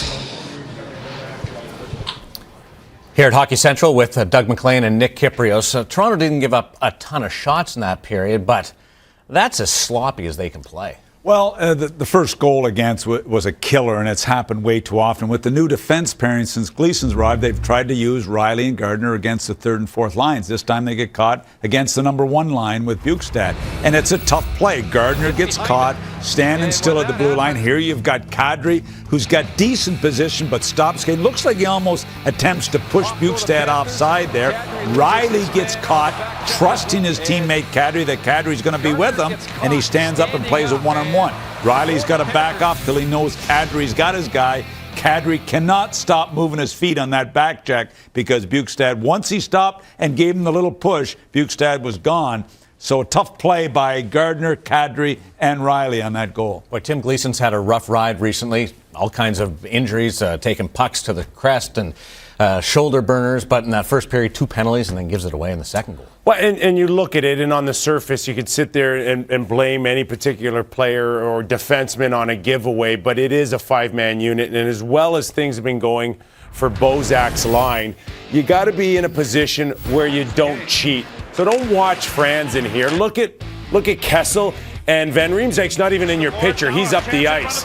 And they tell us as players, listen, there's always you can always assume that you're going to make a play. But say, in fact, the defenseman falls or trips, you got to be in a better position to backtrack here. And they were not. And Florida took full advantage of it. Oh, Fly in the zone. So don't cheat. And it's a good thing that Franzen came back. And on that one play, Kadri took advantage of I like guys that cheat when they score. When they don't score, I don't like when they cheat. So is Toronto responsible for the deficit right now? Absolutely. Their work ethic level was nowhere to be found there. You know who had their best shift? Peter Holland's line. And that was it. Other than that, we talked about the goal that they got back. That was off of a soft play on Campbell where Kadri took advantage of. But this was your best shift of the period. And here you are, you know, you've heard all the stories about how Florida is a team that can come in and maybe, you know, steal 2 points, and yet it was a terrible effort. But Peter Holland here, Mason Raymond, Bodie, this was your best shift, Mac. Yeah, I mean, obviously it was good to see Franzen and Kadri come back. Look, young players make mistakes on the first goal. Franzen makes a mistake on the second goal, and then they come back. Franzen and Kadri combine and score a big goal to get them back in the game. So good to see they give it up, but they battle back and come through for the Leafs at the end of the period. Leafs chasing the second spot in the Atlantic Division right now, trying to maintain their advantage over the Montreal Canadiens. Both teams in action, the Bolts and Habs. We've got highlights next as the Panthers lead the Leafs 2-1 on Sportsnet. Welcome back to the Air Canada Centre in downtown Toronto, and a look at our first period summary as the Florida Panthers jumped to the 2-0 lead, but Cody Franson cut into it late in the period. Let's go downstairs to Christine Simpson and Scott Morrison. Thanks very much, Joe. Scott, as starts to a game go, I'm guessing this isn't exactly how the Leafs drew it up last night when they were preparing for this one. No, if you looked at Randy Carlisle's checklist, it was avoid the early goal against. Well, that happens 2 minutes in. Stay out of the penalty box. They took a couple of bad ones, and don't spot the 28th best offense in the league at 2-0 lead. Randy Carlisle has harped in saying that he wants to see more offense from his defense, but I guess when you look for that, you kind of take the good with the bad. Yeah, there's no question about that. And we've seen the defense joining the rush a lot more. Franzen jumps in to get the backside goal. Gunnarsson on the lip of the crease. So they've seen an improvement of late of getting more offense from their defensemen, but sometimes it can burn you. And the other thing they've been doing, in addition to joining the rush, they've been pinching. We saw Gardner pinch in that second minute tonight. The puck gets through his legs. Florida come down and score. So sometimes it works, sometimes not so much. See what happens in the second period, and we'll send it back up to the men who will call it, Joe and Greg. Guys? Thank you very much, Christine. And shots directed at the net. On goal, blocked and missed, totaling 21 for Florida, 13 for the Maple Leafs. The ice time leaders, Kulikov, 8 minutes and 18 seconds for the Panthers. Timmy Gleason, 8:28, leading despite having 2 penalties in the period. And the Leafs play it ahead for Troy Bodie, knocked away. Kulikov skating back in front of his net. Will play it up on the left wing side. Huberdeau gave the puck away. Riley, Gleason. Bank pass ahead, coming through the neutral zone is Raymond. He's in on the wing with a shot. Goal! Mason Raymond beats the catching hand of Scott Clemenson to tie the game.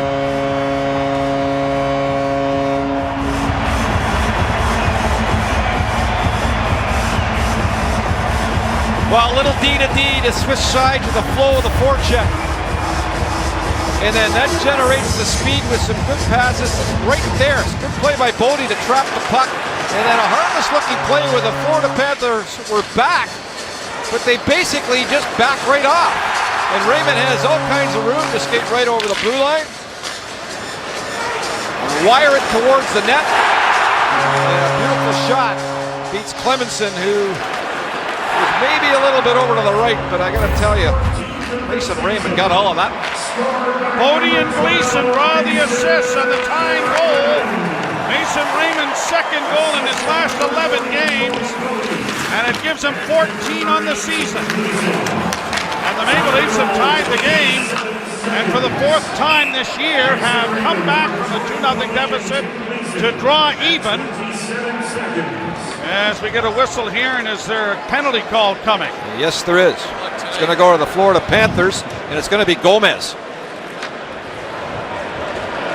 And it's going to be high sticking as he clips Phaneuf at the top right of your screen with a little retaliation push to the face after Phaneuf was tying him up. 49 seconds, and this comes just a few seconds after the Leafs. Yeah, I mean, a hopeless play by Gomez. I mean, here your team is up by 2, and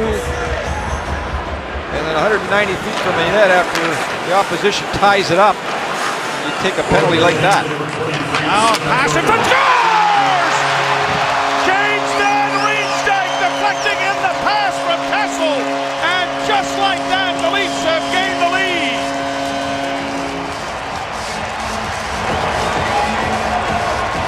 Gomez, with his goat horn, skates back to the bench. And a one draw by Bozak. Gets it back to the point. There goes Van Riemsdyk in his familiar spot. Good work to come up high. And then I believe it's going to be Bozak at the top of your screen. Let's see if Van Riemsdyk gets his stick. Oh no, Van Riemsdyk as well, right in front. Redirects it after Kessel cycles up high. Nobody goes towards him. He just skates down the seam and then throws it towards the net with traffic in front. That is a new career high in scoring goals for James Van Riemsdyk, who has his 22nd of the year. 2 goals, 31 seconds apart, and the Maple Leafs are out in front in this hockey game. There's a look at what he's done as far as points and goals. Not a bad trade. So the Leafs have gained the lead and erased the 2-0 lead. And we get a glove pass here that is going to be brought back into the center ice area. And Mason Raymond as well desperately needed his goal before that. That's just his 4th goal in the past 28 games. So he's gone cold for quite some time here, but here's the power play again. Kessel cycles up, walks into the top of the circle, and Clemenson has no chance on that. It's Van Riemsdyk not only screening the goaltender, but redirects the puck. So the Maple Leafs have gained the lead. Riley playing it off the boards, cut off there by Florida. Down back of the net, Riley pins his man. Holland trying to add support to the puck. Back of the net, Gleason pushes it on. Raymond gives it the alley-oop to center ice. Jovanovski's able to settle it down. Back across the line for Huberdeau. Into the corner now. Hit there by Gleason, stands up his man. And the puck comes free to Bodie. And a lead pass that was knocked away by Tom Gilbert. Campbell for Gilbert. Up ahead for Kopetsky. His pass blocked by Holland. Now Campbell will shoot it into the Toronto zone. Back of the net is Bernier, snapping it around on the boards. It bounces to the line. Raymond couldn't get it out. Kopetsky into the corner, waiting for support from Mathias. And the puck comes free, and it is pushed ahead for Bodie. Bodie looking for Riley, and finds him. Riley had it knocked off his stick, and fields to the bench. Gilbert gives to Campbell. Back to Gilbert. Lead pass out of the reach of Sean Mathias, but it's going to be in on goal and smothered by Jonathan Bernier. 2 goals, 31 seconds apart, Greg. Yeah, Joe, and quick right away. Here comes Mason Raymond after Bodie with a nice little play to trap the puck in the neutral zone. Florida just backs off and he wires it over top of Clemenson's glove, and then Van Riemsdyk with the redirect in front. Scott Clemenson to get the Leafs a 3-2 lead here early in the second period. That wasn't the big Kessel shot. He took a little off that for the deflection, didn't he? Well, you want to place it through to make sure that he knew where Van Riemsdyk was in front of the net, and he wanted to direct it towards the net and give him a chance to redirect the puck, which is exactly what happened. Bouncing puck comes back to the blue line. Shot by Weaver.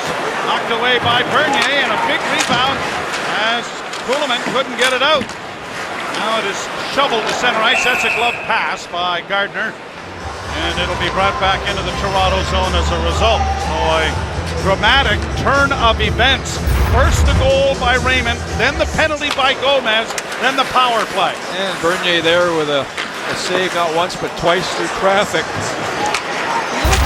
little bit behind at times tonight, but it's been a difficult start for him. When you score in the first shot of the game on a breakaway, you don't get a lot of work, something that he's been accustomed to with only just 14 shots on him so far. Well, we're talking about work. How about Ben Scrivens last night? What a performance.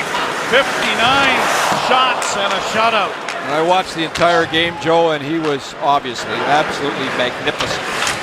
Gomez across the line. Van Riemsdyk, a centering pass, down is Bernier, it's behind him, underneath him, somewhere there, but held out. And it was held by Bernier. Speaking of the former Leaf, here was last night. No, it was unbelievable. It was a shooting gallery for a while, and of course the San Jose Sharks are an excellent offensive team too, and he earned this, believe me. I mean, just there his body of work as you watched him in a pretty excited crowd and an energized crowd last night enjoying his performance in Edmonton. Yeah, guys, most saves in a 60-minute game with a shutout in NHL history. Ron Tugnutt had more saves, but that was a 3-3 game. Pushed along the boards and out into the center ice area. 3 has been a magical number for the Maple Leafs. When they've scored 3 or more goals in a game, they are 23, 2, and 3. So Jonathan Bernier is staked to the lead here in the second period, and of course it was Scrivens traded to Los Angeles that brought Jonathan Bernier to Toronto.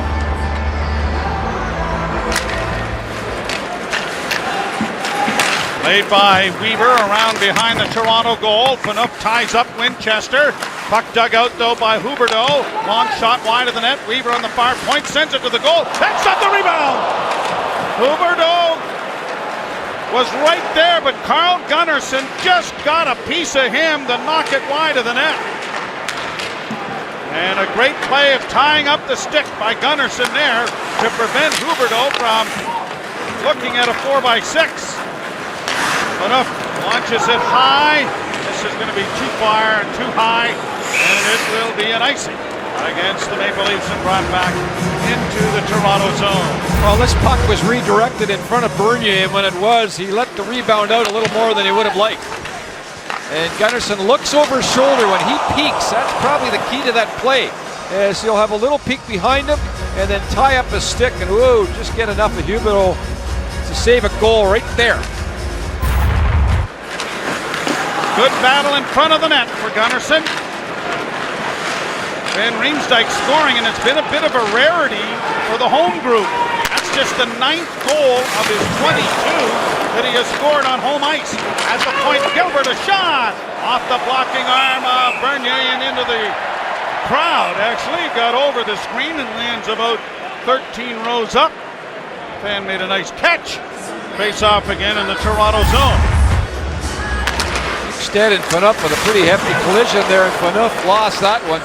And again, Bernier moves in and allows the defenseman to act like a goaltender. Here's another look at the hit.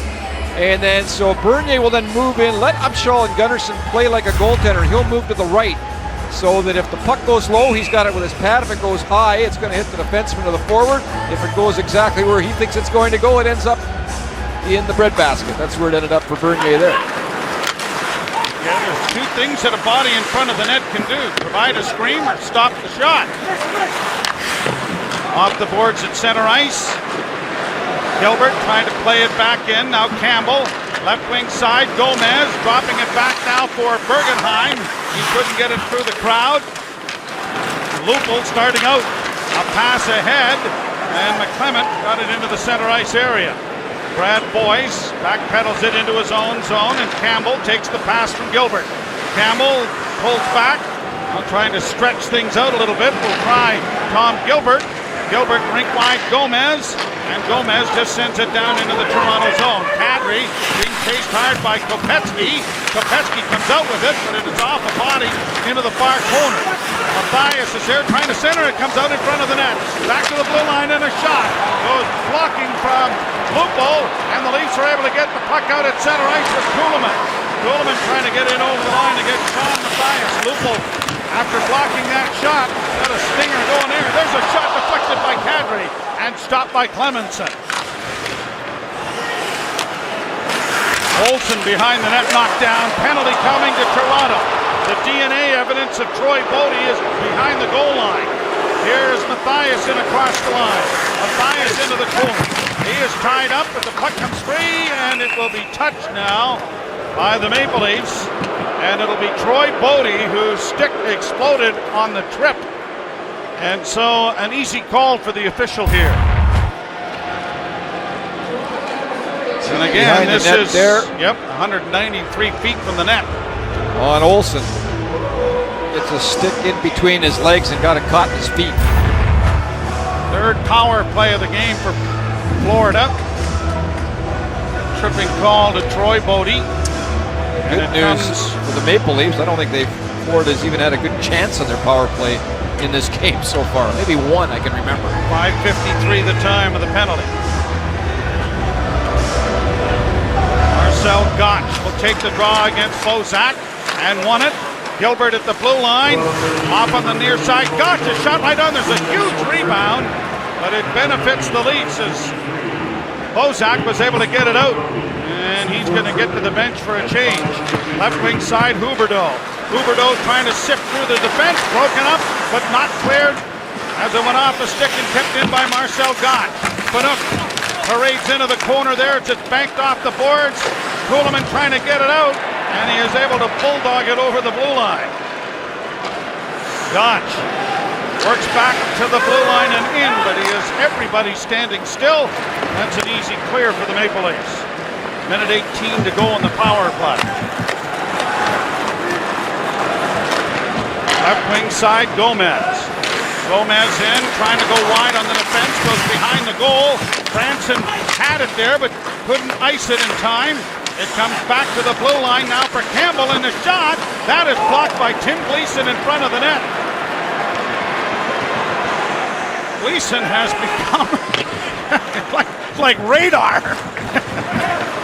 The other night was ridiculous. Oh, actually, it was. Into the corner for Phaneuf. Challenged by Brad Boyes. Gunnarsson able to free it up, and he pushes it ahead, and the penalty is over as Raymond comes to center. Raymond in over the line, dropping it back with a shot, and it's over the net. Excuse me, still 26 seconds left to go in the penalty, with Bodie still in the box. Kulikov to center, and off the glass and deep into the Toronto zone. It is gobbled up there and back to the blue line now for Kulikov. Kulikov's pass partially blocked, stolen by Jay McClement, and sent out and down the ice.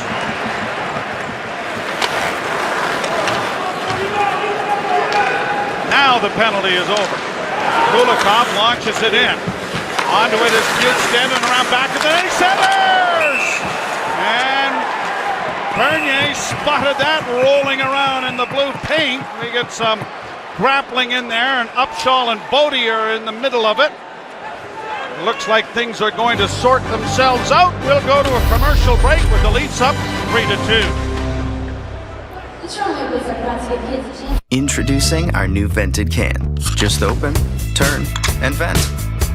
For a smoother pour, like you've never seen before. Look for the vent on Coors Light and Molson Canadian cans. Hey guys. Hey man. Go Montreal. Not tonight. Can't believe we did this. Relax. Toronto's a great pick. Yes! We're still good. Yes! Yeah! That's awful. What? Yeah! Yeah! Yeah! That's bad. You guys want anything from the store? Because we gotta go get our money. Listen to your sports gut and get way to the game. Pro Live!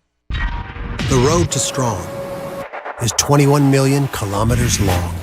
That's how we tested your all-new Silverado with the most fuel-efficient V8 available in a pickup.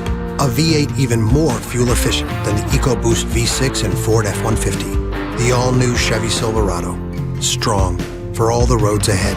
Now with Chevrolet Complete Care, the best coverage available on a pickup, including 2 years of complimentary oil changes, plus get over $7,700 in total value when you lease a Chevrolet Silverado True North Edition.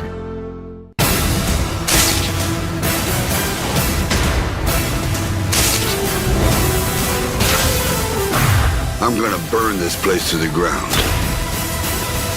Escape Plan on Blu-ray combo and on demand February 4th. Welcome back to the Air Canada Centre in Toronto. 3-2 Toronto midway through the second period. Now it's time to live the game with the new windows. We got a good idea of what Ben Scrivens did last night, recognized throughout the league by teammates and former teammates in Twitter. Tyler Bozak there, Sam Gagner with a note of congratulations as well. And then, of course, from fans around the league as well. Mr. Perfect. Got your body there, Joe. Really? And Happy Gilmore in with a chat as well. Mark Spector of Sportsnet.ca writes about it. Live the game with the new windows. One device for everything in your life. Tyler Bozak involved, and a lot of his former teammates saying some very nice things for Ben Scrivens. He probably was a little too tired to read and respond to all of them as the draw is won by Florida. Kulikov sends it high over top the goal. Down on the boards now it is Weaver. Weaver from a sharp angle off goaltender Bernier. Another shot deflected in front of the net and scooped up by Bernier.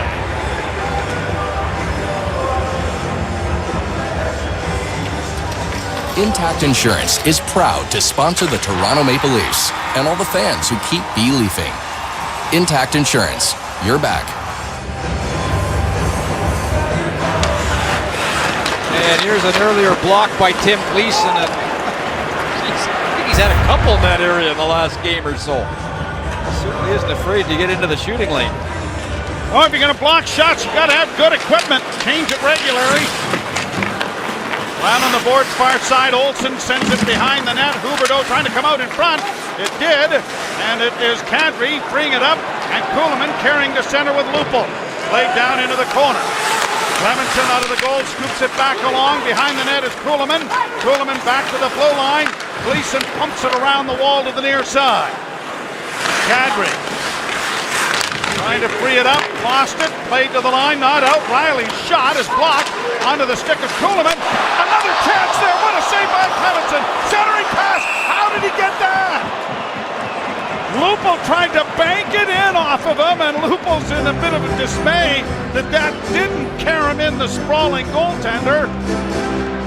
But a couple of big saves from Scott Clemenson there. Florida just can't get it out of the zone as they lose the puck battle at the blue line, and then there goes the coverage. Jovanovski just puck watches, and Lupul sneaks in behind him. Lupul with a good effort to try and bank it right off the goaltender here. It almost works. Right off the seat of the pants.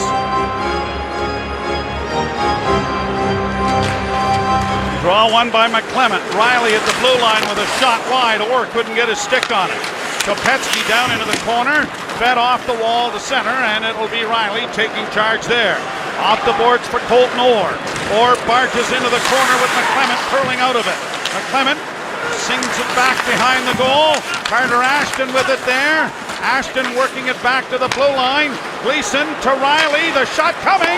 That went off Orr and went just wide. Gleason attempting to keep it in.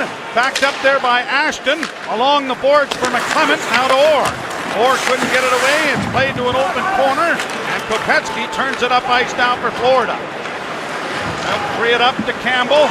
Campbell in on the wing to the right wing side. Mathias works in along the boards. Draped there by put up as it comes back into the slot. Colton Orr is the recipient of an errant pass.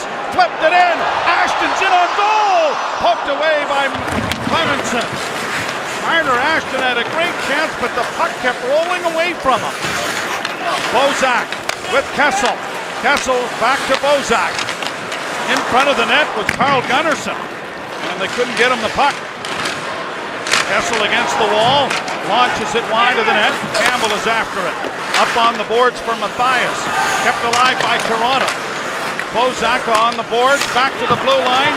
Quickly down to Phaneuf. Phaneuf with the shot, well wide of the goal. And Riemsdyk sends it behind for Kessel. Kessel curling out. Kessel still with it down low. In front, the shot off a leg. Bozak sends it up into the screen and out of play. 3-2 Leafs in the second.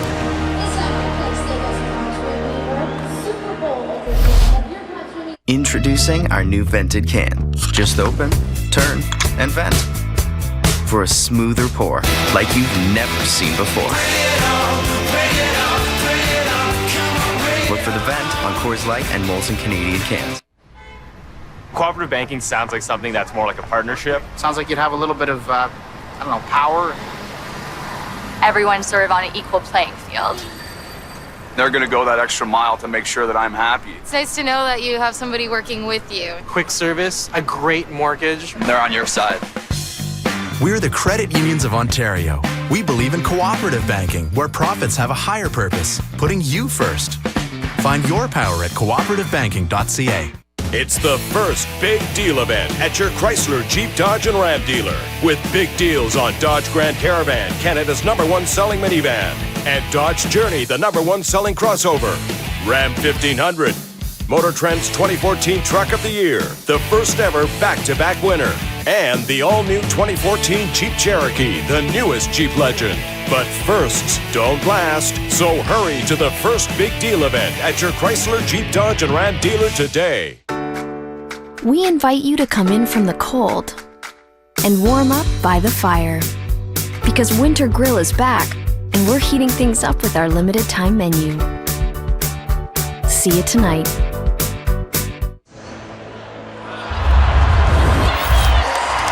Tim Thomas in that big year.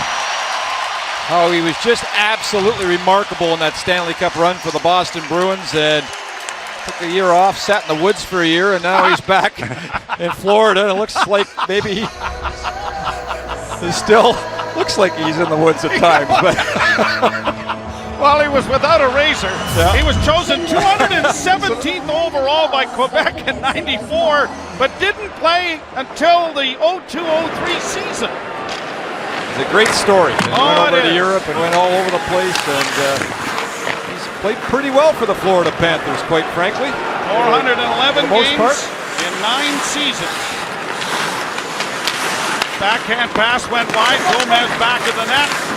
Thing I like about Thomas, he doesn't play the butterfly. He's not the cookie-cutter goaltender. He just battles. Stop the puck. There's a shot. Bernier had to go wide. The rebound. Trying to stuff it in front of the net. Gleason may have stopped that from the wraparound going in. He did. He also blocked the shot again. Here's Kessel with it again. To the line, offside. Just knocked out of the air by Weaver, and that was close. Kessel is complaining to the official that yes, he blocked the pass, but it was still in the zone. Here he goes again. Right in the shooting lane. Ouch. Right off the hand this time. Joe, do you remember Ron Hunt of the Montreal Expos? Oh, yeah, absolutely. That's Tim Gleason. Yeah, well, yeah, Hunt tried to get hit as often as he could. Set a Major League Baseball record in doing so. He used to wear bigger equipment and jerseys so that he'd take a few off the jersey instead of the body. And across the line now for Franson. Back of the net for Kadri.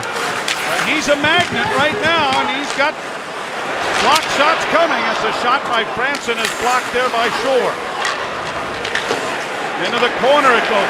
Playing with a broken stick was the Florida player, and no penalty call. Drew Shore had that stick in his hands and was heading back towards the blue line when he finally realized that it was broken. And he's fortunate he wasn't called for a penalty. Let's have a look at it. Shore on the board, and he's playing with a broken stick and has no idea. The Florida Panthers are having a very difficult time trying to get pucks out on the half boards when it goes around, and that's been one of their issues all game long. Draw one by Toronto. Mason Raymond, whose goal tied the game early in the second period, and Clemenson able to get a glove on the fluttering shot. And Clemenson, another battler who's never really been able to break through as a starting goaltender, but he's been a very reliable backup, a terrific team man, and a strong asset for whoever he has played for. He's a free agent next year, and he will find employment with a team that's looking for a backup goaltender that can play when called upon, but as you mentioned, be that good teammate and not be a problem between the two. Centering pass smothered there by Bernier, and he'll hold on for a face-off in the Toronto zone. Bernier seems like he's settled in. Not that he's been poor at all in this game, but a couple of times you look behind him.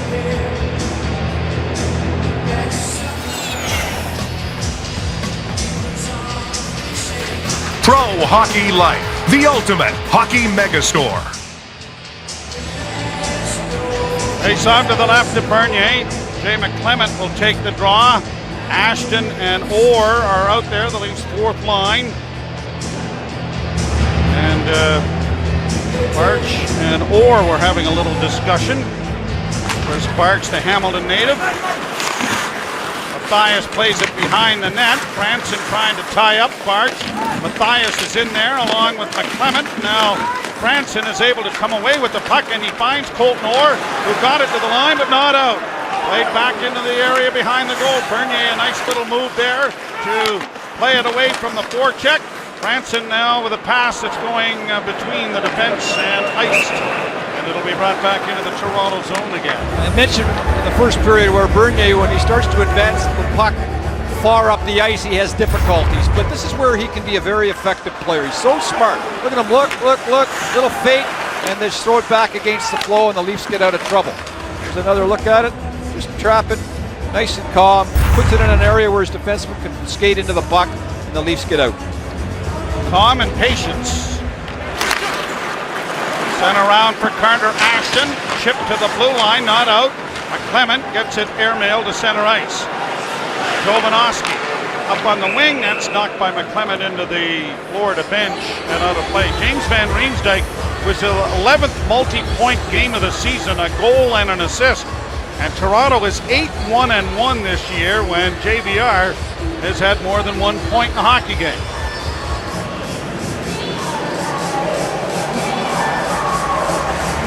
And coming over the boards is the Kadri line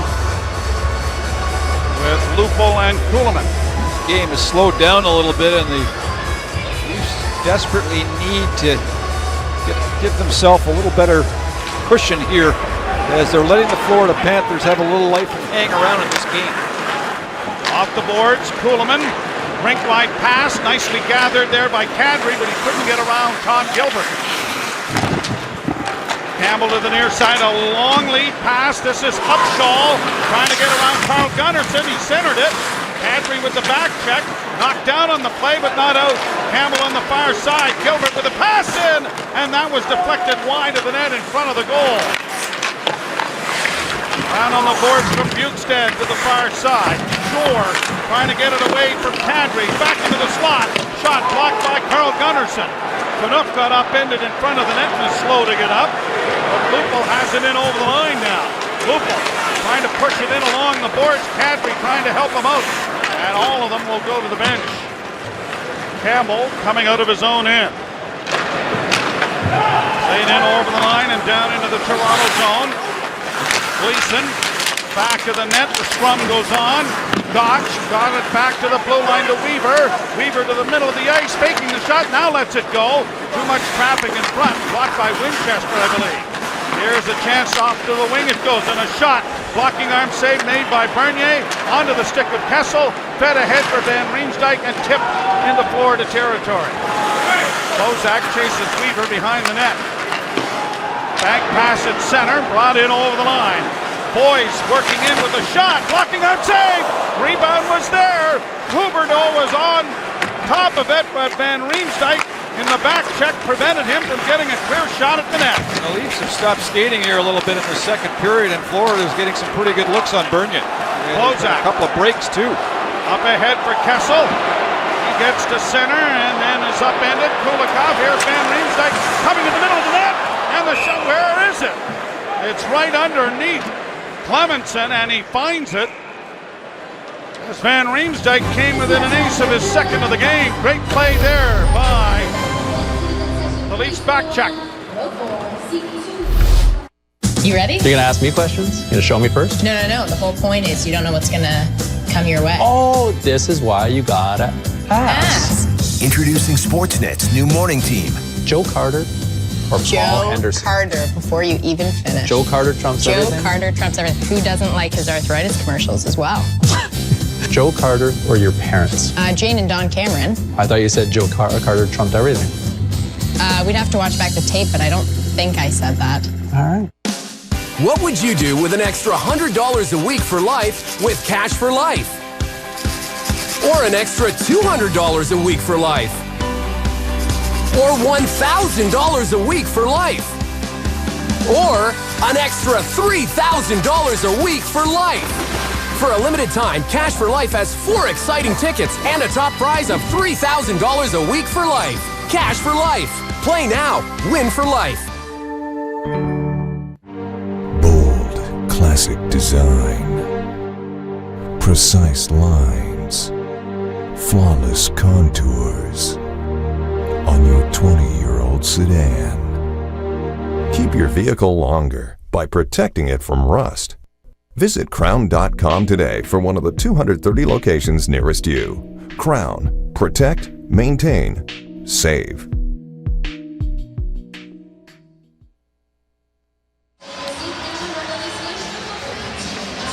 Well, both these two players skated this morning. David Clarkson had some staples in his elbow, and he's taken a few out.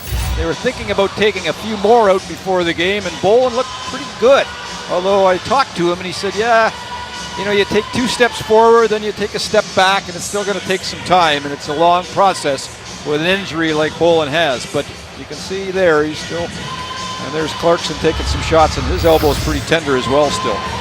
Yeah, Randy was saying a 50-50 chance about David Bolin coming back, but we'll see. It's going to be a little while yet, I think. I think more realistically is after the Olympic break, but I agree. Now back to the net, centering effort. Down is Bernier. The puck's still free. Shot up over top of the goal. Carl Gunnarsson knocked it away. Another shot off the crossbar, and it comes to the near wing. Chopped at there by Bozak, but not out. Boyd's into the corner. Centering pass and onto the stick of Kessel now. Kessel turns. Now eludes one. He'll try to elude another with a pass that bounced away from Carl Gunnarsson. Sent down into the Toronto zone, but this will be an icing charge as it was fed in from the Florida side of center ice. Since the Leafs took the lead in the first minute of this second period, you're right, they have lost their skating leg. Yeah, they have, and there's another close call for Bernier, and there were 2 or 3 opportunities where pucks got out on Bernier and redirects, and the defense had to come back and make pretty good plays, or this game would be tied up at the moment at least. Raymond from Bodie and Gleason, then Van Riemsdyk from Kessel and Phaneuf on the power play. 31 seconds apart in the first minute of this period to give the Leafs the lead. Here's a chance for Lupul. Tried to center, and a penalty is coming here to Florida, a holding call. Well, this is where the Toronto Maple Leafs have to cash in here on the power play. They've got a great power play against a very poor penalty kill. And already they've done it in this game once, and guess who's going to the box again? And he was the culprit earlier in this period. And he grabs Lupul, and that's why he's in the box. Lupul just tries to go around him. 15:41 the time. Lazy penalty. I mean, you got to at least move your feet a little bit, and I know Gomez has slowed down and he's puffing away on the penalty box too. Ball won by Toronto. Gardner with a wrist shot in traffic. Cleared ahead. Winchester can't get it out, but it'll be slashed down the ice by Marcel Gott. Holding penalty to Gomez. Leafs 1-for-1 with the man advantage. Riley on the wing for Kadri. Swept around behind the net. That got past everyone except Lupul. Gardner, Riley.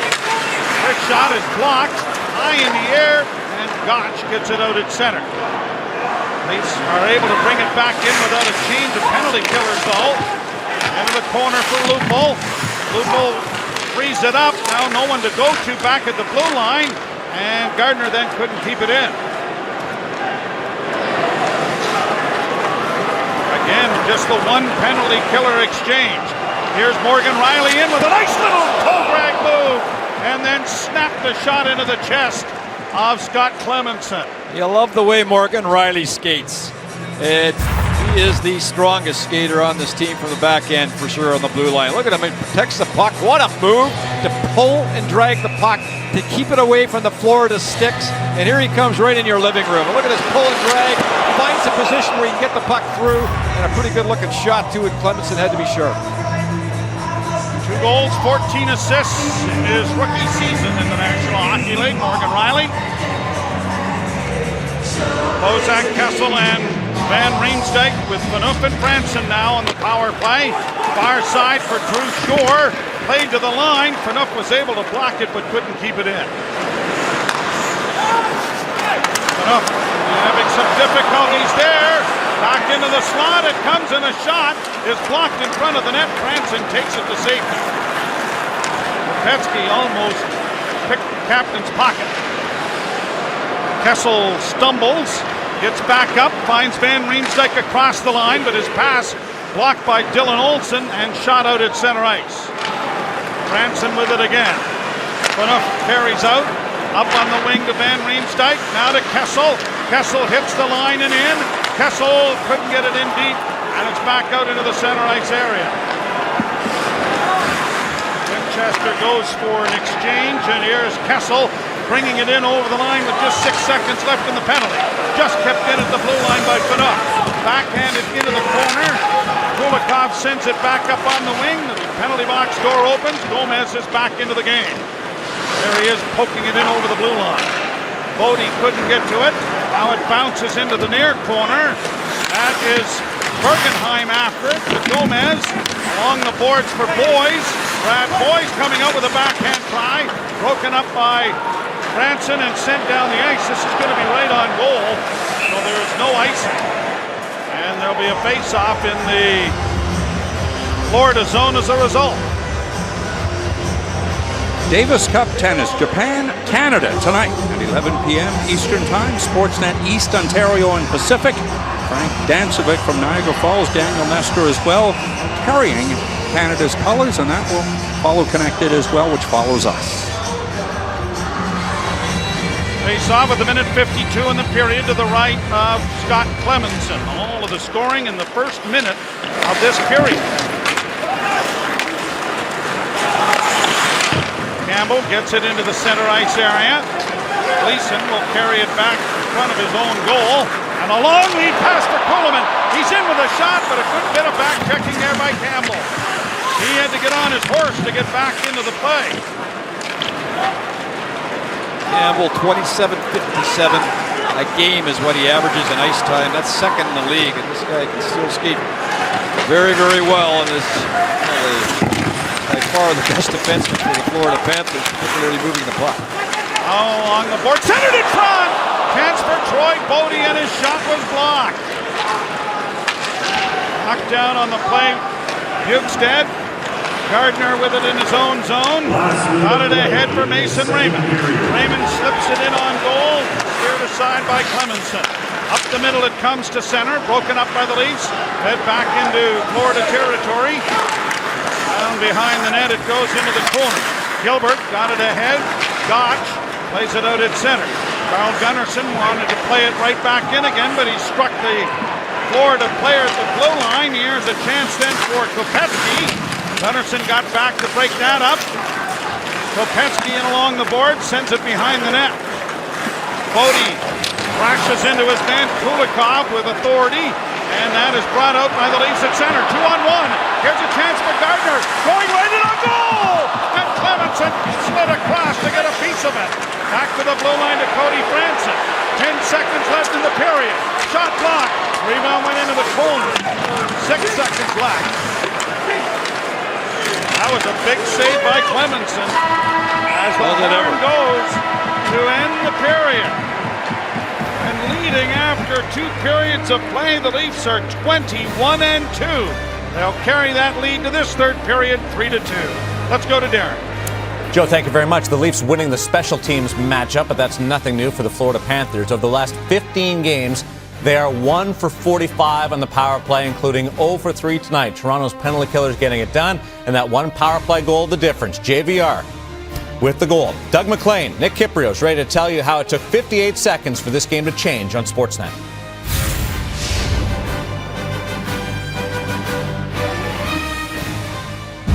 Tyler Bozak and Nazem Kadri each won 6 faceoffs in that period. Toronto gaining offense out of the dot. And the Florida Panthers now trail by 1 with more. Here is Paul Hendrick with Jonathan Huberdeau. Jonathan, take away 31 seconds in that second period. There had to be lots that Florida was happy about. What do you take from the middle frame that you'd like to display in the third period to perhaps win this game tonight? Oh yeah, I mean, I think they came back and we're not ready to start the second period, and I think they took advantage of that, and I think we just gotta get back stronger in the third like we did in the first. I think we had a good first period, so we gotta play the same in the third. What's the best advice you've received as you work through a very challenging second season in the National Hockey League? I mean, I think just keep it simple. I think sometimes you try to do too much as your second season, you're more confident, so I think you just gotta keep it simple and come back to the basic stuff. All right, thank you, sir. Thank you. Toronto Maple Leafs with 3 goals in just over 4 minutes of game time when you go back to the end of the first period. Darren Millard with Nick Kypreos and Doug MacLean. But the Florida Panthers still had some bite in them. Yeah, they really did. And if Jonathan bears down, we're going into the third period possibly tied here. But here's a guy that had great success in a shortened season last year, 48 games. And now he's on pace for all but 13. A far cry from the 14 he had in 48 games last year. Hey, you can say all you want. It's just his 100th career game, but I don't care if it's your first game. You're standing in front of the net like that. You got to bury that thing. 1 goal in his last 21 2/3 games. He's lost some confidence here, guys. The Toronto Maple Leafs obviously weren't ready to play out of the gate tonight, but what changed between the first period and the second period? Well, secondary scoring came through from them, and that's been pretty well documented recently that they desperately need secondary scoring. You can't count on the Bozak line every night to get your offense. Tonight's a good example. It got them going. Obviously, it starts with the Franson and Kadri play. Kadri with good patience and a good pass, and Franson gets it through, and that great job by JVR in front. And here again, it's Gleason to Bodie. Raymond makes a great play. Great secondary scoring. Now, if they could ever get Lupo going. Here's Lupo with a great effort, but just can't find the net. 1 goal in his last 11 games. If they can get Lupo going the way Kadri's coming, and Raymond, secondary scoring could be a real key to this team as they start down the stretch drive. Do you see similarities between Huberdeau and Kadri?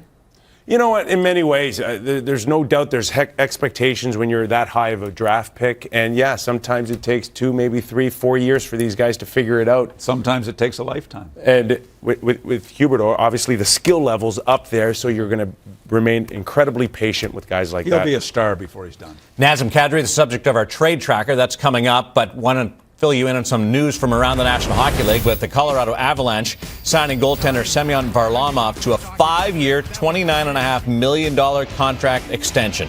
Varlamov has posted a record of 26-9-5 with a 2.43 goals against average this season. That contract probably shapes up Bernier pretty good for a renegotiation this summer. Washington could use him right now. Trade trackers next. Leafs have 3 unanswered on Sportsnet.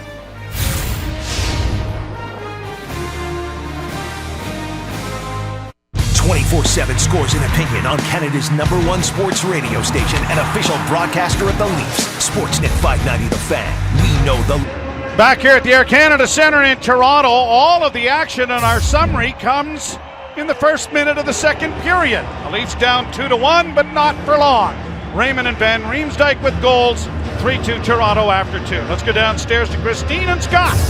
Thank you, Joe. Yeah, after a shaky start to the first period, Scott, the Leafs made up for it with that 2-goal start to the second. What did you see they were doing better? Well, as Doug mentioned, secondary scoring kicked in, and I think they got a bit of a boost from the late goal in the first period from Cody Franson. More offense from the defense, then Raymond scores, then their power play, which has been good most of the season, kicked in as well. Well, you heard the guys talking about the value of a Nazem Kadri. He had a great game on Tuesday, 2 goals, another assist here tonight. What is it, though, about him learning about how to be consistent? Well, I think he's been a lot more consistent in recent games. And as you mentioned, he had the 2 nifty goals the other night against Tampa Bay. In his last 7+ games, it's been 3 goals and 7 assists. So we're seeing more of that offense, and you know he can deliver the offense. But what the coaches want to see more of is what we saw in that second period tonight. Look at the defensive play. He battles there, doesn't get the puck out, but he works hard to break up the passing play. He goes hard against the boards, makes them move the puck again. And eventually the puck finds its way into the corner, and he's there on shore, takes him off it, and the puck clears the zone. So they want to see a lot more of that defensive responsibility, and he's also been really good the last dozen games in the face-off circle. 10 wins there tonight. Well, we'll see what they can do in the third. Joe, it's back to you. Troy Bodie getting in the way. There he is, Nazem Kadri on the bench. As the Leafs will carry the 1-goal lead into the third period. As we mentioned, they're 21-2 when they've carried a lead to the third. Florida is 4-20-5 when they've trailed heading into the final period of play. Jay McClement, 3 minutes and 56 minutes of ice time even strength, 3 minutes and 56 minutes of ice time shorthanded. For Bodie, pushed it up to the line but not out. Huberdeau into the corner is knocked down, and Bodie skates out at center. Troy Bodie will now pump it down into the Florida zone. Raymond unable to get to it, but Bodie does in the corner. He is pinned in there by Tom Gilbert. Puck comes free, and Holland tried to get it out in front, but Raymond was unable to get the pass to him, and now here's Tim Gleason, who led all of the Leafs in ice time during that first two periods. Better than 15 minutes, better than 16 minutes for Brian Campbell of the Panthers. Long shoot-in, that takes Bernier in the high chest area, and he's going to smother that. There'll be a face-off coming in the Toronto zone. That's 27, now 21 in favor of the Florida Panthers, and after the Leafs were able to get the lead, they just sat back, and it was all Florida in the second period, and the Leafs have to get back to going in and playing a little more zone time in that Florida zone, getting it in deep, throwing pucks behind the defense and working a defense that can be very vulnerable for the Florida Panthers. Well, the Leafs lead the NHL in wins when they've been outshot. 23 times this year they've done it. Hit by Phaneuf, and there's going to be a penalty here. Yep. And Bergenheim taken to the end boards, and Dion Phaneuf is going to head to the penalty box. Well, the letters were available. He's looking at them, even though it seems like just a takeout here. But yeah, no question, right from behind. You got to let up in that situation, and Phaneuf's going to be in the box for it. Florida's had 4 of their 27 shots on their previous 3 power play opportunities. And this one comes at 1:16 of the third period.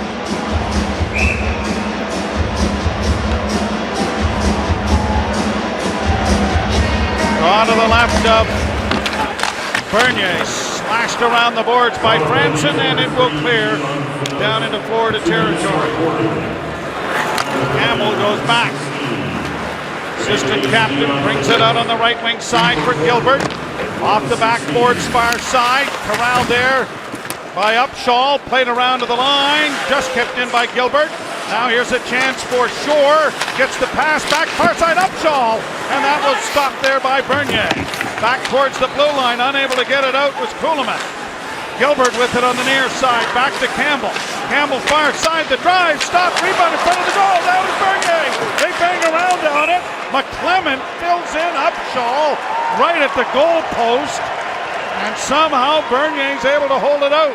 McClement's had a pretty good night at the face-off circle too. He's won 8, just lost 2, and he won an important draw to start this penalty kill-off, killed some valuable time. Bernier again finds the puck, some nice work by Gleason to help the goalie out. Here's what you mentioned to the left of your screen, as McClement absolutely buries right there Upshaw going to the net. Minute 19 to go in the penalty. Bozak will take the draw for Toronto in the circle to the right of Bernier.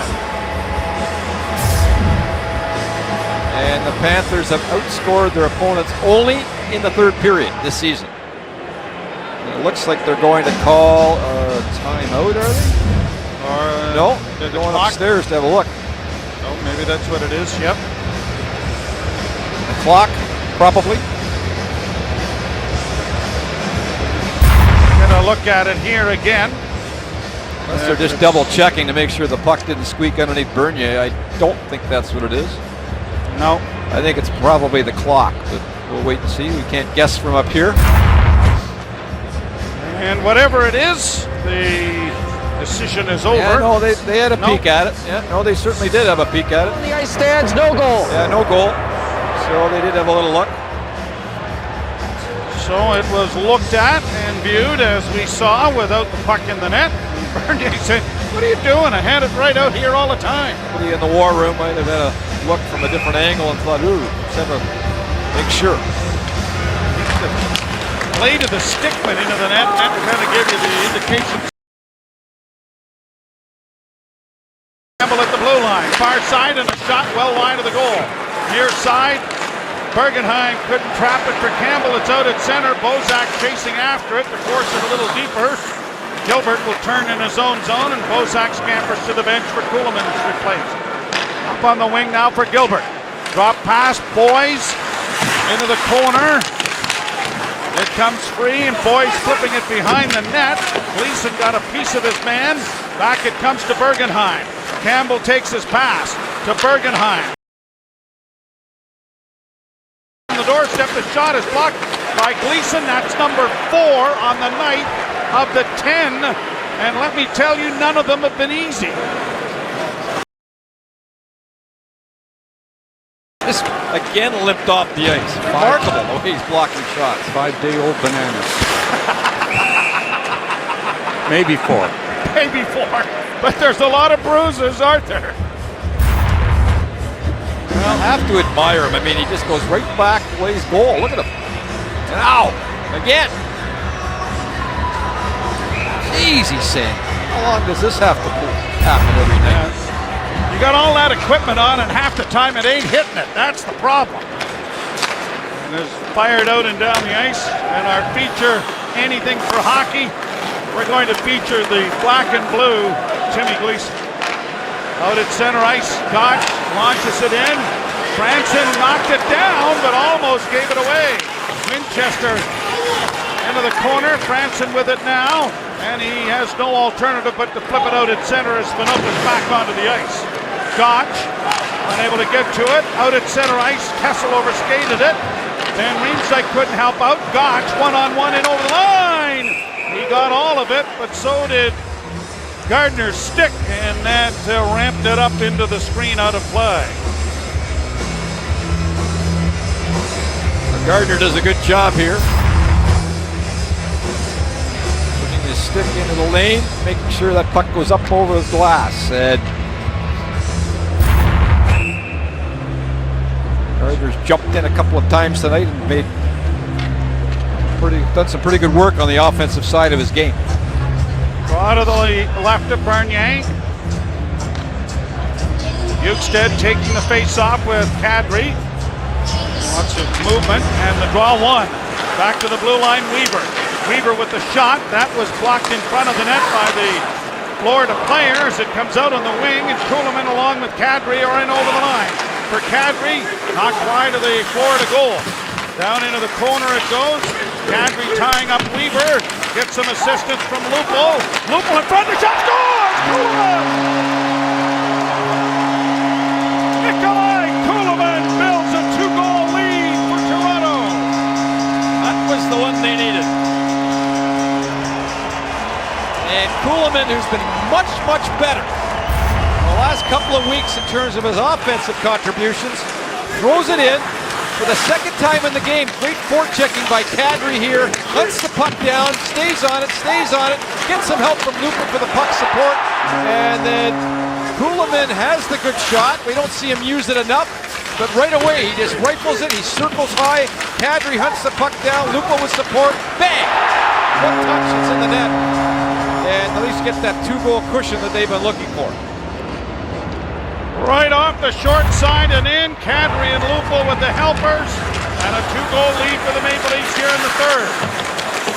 Bozak trying to push it on the wing, and it is Kessel turning with it now, running into some traffic. Gets it off on the left wing side, and it is fed ahead by Gunnarsson. Long rink-wide pass, Kessel. He's in on goal, right in on goal! Hooked away by Clemenson with a penalty here. And a hook to Campbell, who got beat wide. You don't see that very often, but with Kessel's incredible speed, he just flies around Campbell. And again, it's always that first pass to find Kessel that generates the speed for him. And we have witnessed this all season long. This time it's Bozak that gets it across. Puck protection. And there's that little hook on the stick. Kessel saying, hey! Look at that. Nice long strides. Perfect posture on the skating stride. And there is the hook. And he's calling for the penalty and he gets it. By the way, we should mention that the defense of the Leafs, the kids were broken up in the second period. We failed to put that in. And here's a chance. Kessel in front. A little adjustment in the second period for the Leafs on the blue line.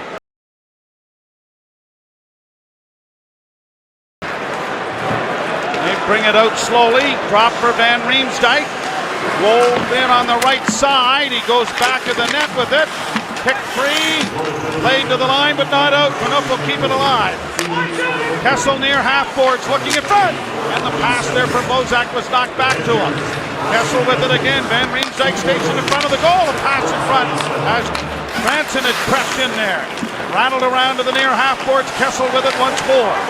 Kessel works out of the half boards, now works back to the outside, still has it, twisting and turning, can't find a man, goes to Phaneuf, back to Kessel, back to Phaneuf, just kept in, Franson, side of the net, Van Riemsdyk, Franson again, Franson to Van Riemsdyk, trying to come in front again, knocked out of the air by Clemenson, and it's underneath the fallen Leaf player, and no further play. Well, the referees are always involved, and sometimes we don't realize how much. And we're going to let you listen here to the official keep Van Riemsdyk out of the goal crease.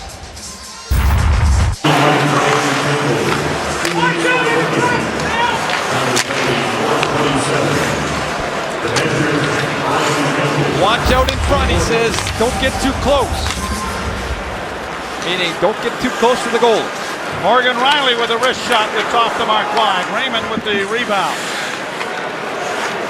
Raymond at the far half boards, down low, Kadri in front, Lupo! And that was stopped by Clemenson. On a nice quick pass from Kadri, and Lupo with the trigger man. Molson Canadian Leafs hockey on Sportsnet. Brought to you by the Molson Canadian Beer Fridge, Project Indonesia. See the whole story online. Penalty has 37 seconds left in it as Jovanovski skates out of his own zone, hits the Leaf blue line. Jovanovski trying to drive the net. He did! And that trickled just past the far post. Gardner and Lupo, and a long lead pass for Raymond that did not work. Kopetsky takes it back.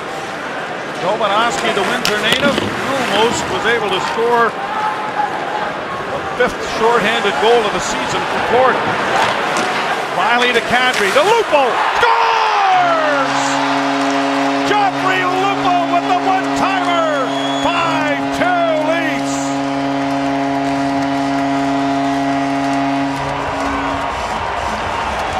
And another power play goal. And you heard Doug Nick talk about secondary scoring, and they also talked about Lupo.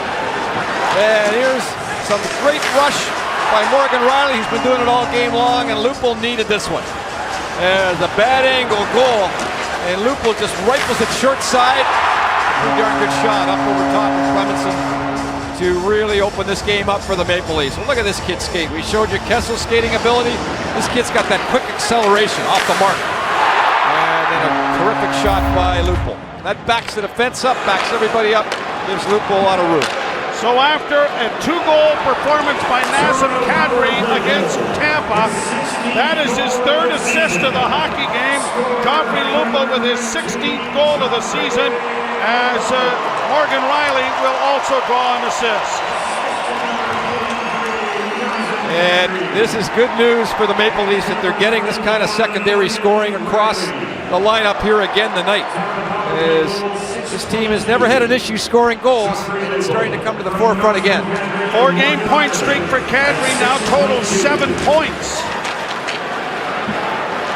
Here's Kessel, unable to get in over the line, and it is pushed back into the center ice area. The Panthers across the line. Upshaw had it knocked back. Here's Kessel getting a feed, trying to drive in with a shot, and it ends up underneath Clemenson and is going to hold on. Nazem Kadri with his third assist of the hockey game from Morgan Riley and Lupul the finisher. 5-2 Leafs.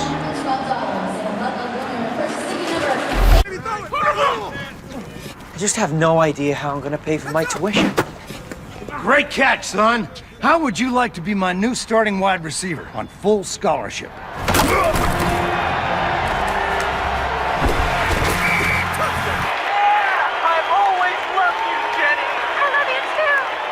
School isn't like the movies. Real students could use a little help. Eligible full-time students could get 30% off an average college or university tuition. Apply now.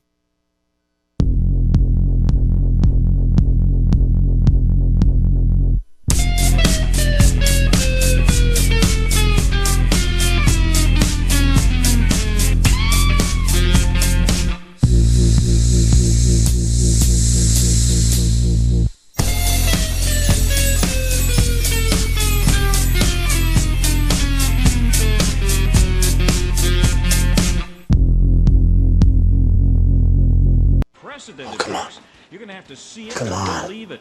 Officials are talking right now. No. Like I say, it's not going to be pretty. No. Take a look at this. No. With no signs of slowing down. That's not what I want to be telling you. When you need emergency cash, come to Money Mart. Right now, you can borrow your first $200 interest-free. Approval is fast and easy, so apply in-store or online at moneymart.ca/free and get your first $200 cash advance free. Anything for Hockey is brought to you by Molson Canadian, diehard fan and proud partner of the Leafs. Well, you teased this pretty well, Joe, and we've got to show you Gleason tonight because his contribution to the Leafs has been absolutely excellent since coming over. His first couple of games, it took him a while to get acclimatized to a new city and a new situation, and here's his 2 blocks again tonight, and he is sacrificing game in and game out for his team, and Dave noticed pretty good job picking this guy up. Many thought he might be a little bit too slow for the game today, but he doesn't look slow at all to me. He looks like a strong, stay-at-home defenseman that pays the price. 13 games with the Leafs, 25 block shots. And while we're talking about Molson's, I want to say a very big thank you to Mary Boynton, who is leaving Molson's at the end of February, a.k.a. around our family, the Beer Fairy. She's done a marvelous job out there. She's done a lot of work in the promotional department with Molson's. We are going to miss her. We know that she's going to be involved elsewhere, and we look forward to that. On the right wing side is Winchester. In across the line, and Gleason tried to get a hit in there. Instead of being hit, just missed. Gleason with it now, trying to feather it ahead. And Mason Raymond turns and will get the center and launch it down into Florida territory. 12 minutes to go in the third period. Bolton Orr spun around on the play. Flipped into the corner, and Kulikov gets it up on the wing. Long pass at center, and it is knocked away, and Orr will backhand it down into the corner, and now here's Ashton, taken down by Bart. Against the boards, it is pushed out at center, and Sean Mathias carries in over the line for Florida. Mathias into the slot. That bounced over Kopechy's stick. He has it on the far board, so trying to come out in front. He does. He's in on goal. A shot. Stopped by Bernier. Wrap around the touch stop. Another save by Bernier. Mathias stopped 3 times, and Bernier covers up on it. Bernier is very good at skating on his knees. So strong at that, and he does a beautiful job here on his recovery. Stays upright. His upper torso stays nice and high. And if you watch him, he'll go down on the one knee here. And then on the wraparound attempt, he skates on his knees so well. And when he does that, here it is, push over, left pad, perfect position, tries to get the rebound, and then is in position again to get another opportunity to find the puck. There's the first save, push over with that edge, get across, very quick laterally going from one post to the other. Brian Campbell carries down into the corner. Tied up by Phaneuf. Pushed in along the boards for Bergenheim, trying to come in front. Loose puck, Gomez sent it off a stick well wide of the goal. Phaneuf battles with Boys in the corner. Carl Gunnarsson loses it to Bergenheim. Bergenheim back to the blue line, but it's intercepted, and now here's Kessel trying to break. Kessel working in over the line. Van Riemsdyk with it. The pass for Bozak was just out of his reach. Panthers back the other way. Boys gets it out. Kessel took it away. Now what? Penalty coming here. Van Riemsdyk in behind the play. Got tangled up there with, I believe that was Bergenheim, but we'll wait and see. But the penalty immediately called. So Van Riemsdyk is going to get the penalty. And there it is, that little pull with his arm, and then he grabs him once, not once, but twice. And I think that Van Riemsdyk was thinking that maybe Bergenheim pulled onto him a little bit as well, but it's going to be Van Riemsdyk in the penalty box. 9:14 the time of the penalty to James Van Riemsdyk. And the Panthers have had 7 shots in their previous 4 power play opportunities. Draw to the left of Bernier. He's going to be rattled off the boards, but not cleared past Jovanovski the first time, but Clement, the second, gets it down the ice. Another face-off win by McLennan, who's dominated tonight in the draw. Kulikov to center. Jovanovski in across the line. Broken up there by the Leafs. Into the corner. Fed by Gleason around to the far side, but Franson couldn't trap it for him, but an errant pass is coming to center ice and forcing Kulikov back to recover it. The Leafs 5 and the Florida Panthers 2. This is Raymond in with a shot.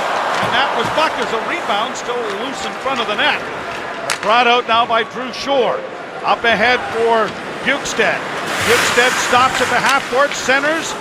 Bergenheim couldn't get a shot away. Good play made there by Carter Ashton to protect the puck, and he springs Mason Raymond. Raymond's in over the line, trying to roll it out into the slot to get a quick shot away, but couldn't reach it. Nice play by Ashton, though, to cover up there as he gets some time in the penalty kill here in a 5-2 lead. And he's going to get a chance to break. Here's Carter Ashton working on, looking for his first NHL goal! And it won't come on that occasion as Clemenson makes an excellent pad save. Bergenheim with a shot just off the mark wide. 30 seconds to go in the penalty. A shot from the blue line stopped by Bernier. Cleared into the near corner. Campbell. Forced by Gardner. Kicked at. Gardner whacks at it. Got it freed up now for Raymond. Leafs in need of a change. Raymond buying time. Rolls it in over the line. And now scoots to the bench. Scott Gomez coming out of his own end. Lays it off the boards and down into the Toronto zone. Franson against the wall, back of the goal with Riley. Far side then for Huberdeau with a pass to the side of the goal. It came free from Bernier. Good play by Franson to take Gomez out of the picture. And the pass up on the wing to the formerly penalized Van Riemsdyk, who gets it out at center. Last 15 games, Florida Panthers have scored 1 power play goal in 47 times with the man advantage. 1. And that was in their last game. They've gone 13 games without a power play goal. They just don't get many chances even, Joe, on it. They lose a lot of puck battles on the half walls, and that doesn't help. Kessel with the shot high over top of Clemenson's cage. Run out by Gotch. Up on the right wing side for Brian Campbell, who drops it back. Pass in front of the net, deflected by Gotch over top of the net. These two teams will meet next Tuesday. At the point, a shot knocked out of the air and volleyballed by Timmy Gleason into the corner. He blocks shots and he's the best volleyball player on the team. Gardner working out at center. Long shooting, but from his side of center now it's played by Clemenson. So icing is waved off. And out at center ice it comes now for Matthias. In on the left wing, way offside, Scotty Upshaw. 5-2 Leafs. And Carter Ashton came this close to his first National Hockey League goal. Too bad. Introducing our new vented can. Just open, turn, and vent. for a smoother pour like you've never seen before. Look for the vent on Coors Light and Molson Canadian cans. Kid says his shoulder's sore, neck too. I give him Rub A535 Extra Strength. He says I feel the heat working fast, where I need it. Pain's gone. I said, good, now you can work fast too. Kids. What would you do with an extra $100 a week for life with Cash for Life? Or an extra $200 a week for life? Or $1,000 a week for life? Or an extra $3,000 a week for life? For a limited time, Cash for Life has 4 exciting tickets and a top prize of $3,000 a week for life. Cash for Life. Play now, win for life.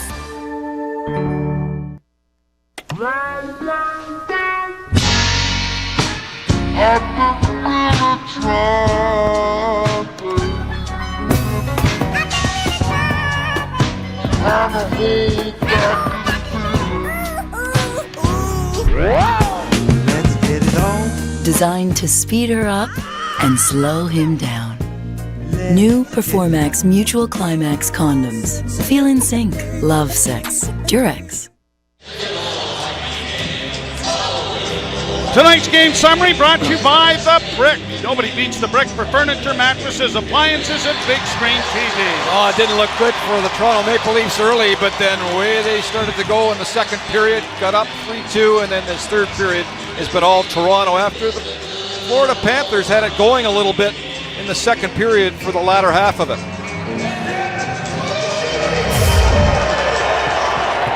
Face-off outside the Toronto blue line. 7:12 to play in the third period.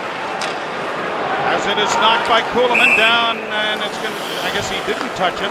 It's an icing call, and it'll be brought back. Well, Nazem Kadri has that bounce to his stride, and he's got to play like that, a little bit cocky, a little bit edgy, a little bit young, if you will, and also he shows you some skill in the last couple of nights. Look at this goal, remarkable goal against the Tampa Bay Lightning, and tonight, 3 assists on the game, 2 of them by just winning puck battles and off the forecheck. And here's the last assist here also, setting up Joffrey Lupul, and Kadri once again having an excellent night. Kuhlman's going to have to take the draw for Kadri as he's waved out. And the draw won by the winger. And Riley turns in the corner and gets it ahead for Joffrey Lupul. Lupul a long left wing feed that Kadri couldn't come up with, and it's out into the center ice area for Bukestad. Cross the line offside.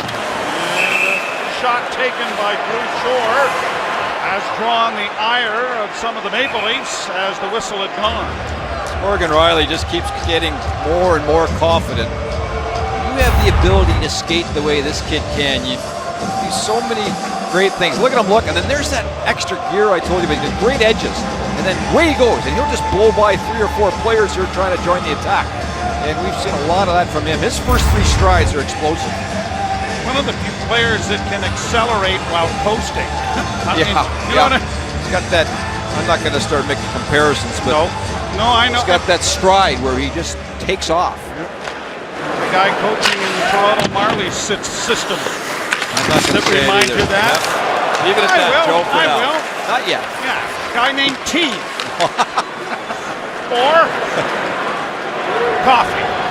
Here's a chance now for Kessel across the line. Back to the blue line, a fluttering shot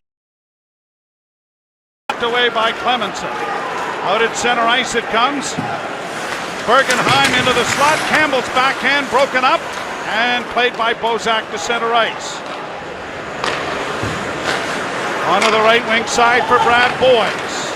Shooting into the left wing corner. Bergenheim fired it well wide of the net. Kulikov trying to send it back in and in around the board. A little bit of debris there as it bounces to the line, not out. Long shot wide of Bernier's cage. In along the boards now for Kopetsky. Broken up by Phaneuf. And Phaneuf will lift it to the line, and Raymond gets it out.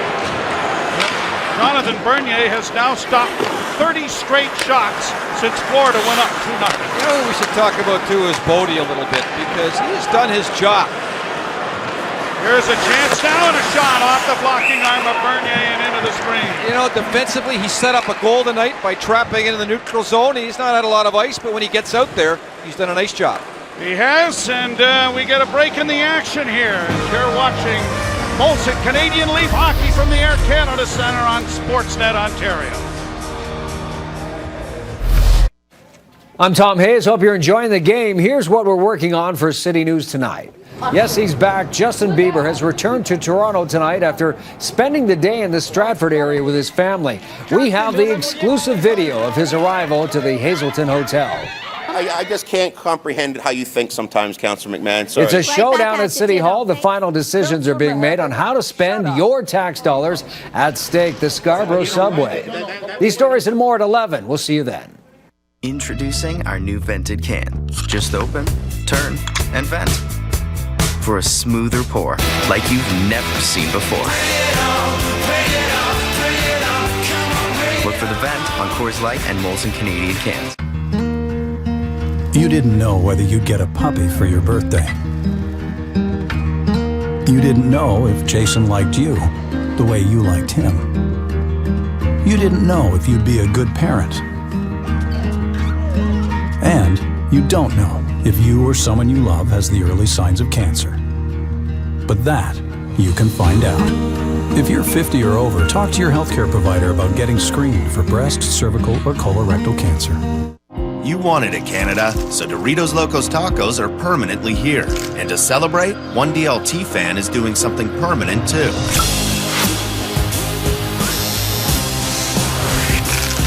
Watch the whole story online.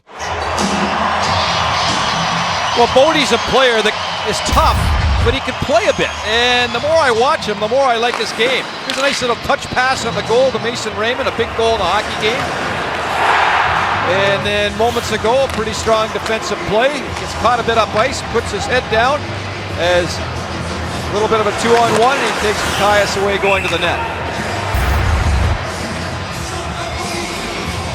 Draw one by the Panthers. The shot scores! A drive by Kulikov from the blue line seemed to be redirected in front, but it beats Jonathan Bernier, and it is a 2-goal game with 5:31 to go. Right off the draw, right back. That might have hit something. In fact, I know it did. Is that a high stick that makes contact with Not sure. In the way in, it certainly looked like it hit something on the way in. Let's have another look. It's a fluttering puck. And Bernier obviously is completely fooled and doesn't see it. And I think it hits the man. It hit Bernier maybe in the mask, but it also hit that Florida Panther player right in the slot, I believe, and tipped it. We'll have to wait and see. That wasn't looked at, but it was not. And they're going to give the goal to Kulikov at this point. Right through, I'm told, and hit him in the mask, according to our truck. He does a great job watching about 8 different angles. Well, maybe not quite. So Kulikov is credited with the goal, and it is a 5-3 hockey game. I don't think Bernier saw that puck until he felt it. Hit him in the head. Marcel Gotch gets the lone assist and the goal. 14:29. Clemenson playing it around on the boards. Kuhlman kept it in. Holland comes away with it at the blue line. Looks for Gardner, but Gardner has to peel back to the blue line. Up the middle it goes for Drew Shore. Onto the right wing side for Bukestad. Bukestad in on the wing. Forced wide by Gardner. They tie it up. Kadri frees it up for Branson, who gets it on to Kuhlman, who banks it down into the zone, but with a little bit too much mustard on it. Icing call against Toronto. 4:20 to go in the third period. Although it is a 2-goal lead, Andy Carlisle, I'm sure, was hoping that this could be one that you could just kind of coast home and enjoy it. Now you're in a little bit of a battle. You can't give up another one. Face-off loss, one of the few times in this game that they actually lost the face-off at least, as they've been really on the right side of that stat all game long. Well into the late 50% area. Loose puck shot off the stick of Clemenson. Played out into the center ice area, and Gardner turns. Kadri will get it into the zone and a change of Leaf players. Quickly up on the right wing, Boyes tips it into the zone. Bernier back of the net. Up on the wing for Kessel. Bozak can't get it out, neither could Kessel. Rolling puck goes well wide of the goal. Into the corner is Gunnarsson after it. Campbell pinches down. Behind the net is Boyes. Brad Boyes trying to center, blocked there by Bozak. Leafs can't get it out. Now they'll get a chance to skate it out. Clement for Kessel. Kessel across the line. Clement going to the front of the net for him. Back to the point to put up. The shot is into the chest of Scott Clemenson and held for a face-off. Ivanka and Hugh are standing by with Connected after the game. Let's find out what they're up to. Thank you, Joe. A very busy night in the NHL. We'll have lots of highlights for you. And Davis Cup starts tonight for Canada. We'll preview their match against Japan. Back to you, Joe. Thank you very much, gang. Look forward to that. In the draw to the left. Won by Florida, pushed by Huberdeau to the blue line, but launched back in again by the Maple Leafs. Holland now shot down the ice by the Panthers, and a race for Gleason to win, and he does against Jesse Winchester from Long Sault, Ontario. And there'll be a face-off back in the Florida zone with 3:08 to play in the third period. The Leafs now just want to defend this lead by making sure pucks are all in front of them, off the boards, keep out of the middle, everything in deep, and play as much as you can, obviously, in the Florida Panthers zone here for the next 3 minutes and 7 seconds. Out at center ice come the Panthers. We'll keep an eye on Scott Clemenson for you. See if he is taken out of the game a little bit early by head coach Peter Horacek. Played in front of the goal to the far side. Kuhlman after it, but Kulikov got there first. Here's Koch with a shot, blocked by Morgan Riley. Played off the body, but not out. Huberdeau's shot is just off the mark wide. Kulikov in the corner, banging after it. Gleason was able to force it along the wall. Now centering pass, intercepted by Nikolai Kuhlman, and he plays it out into the center ice area. Kuhlman's goal stands as the winner. And it's fired down deep into the Toronto end. 2:11 to play in the third period. The Leafs by a pair of goals. Trying to win their 5th in a row on home ice. Laid up on the wing and pushed out into the center ice area by the Leafs. Lupul heads to the bench after doing a good job along the wall. Bjugstad back in over the line. Launched around behind the goal. Phaneuf got it freed up, and it is rifled off the boards then by McClement, but not cleared. McClement gets another opportunity with it. Now is in a battle there against the wall with Bjugstad. Pushed to an open corner. Phaneuf trying to get there ahead of his man, Gilbert. Pushed up on the wall, but not out. Oh, broken up there by Kessel and skated out at center ice by the left winger. He's darting in on the right side. He's in a goal. Scores! Bozak! Holy mackerel, what a play by Kessel!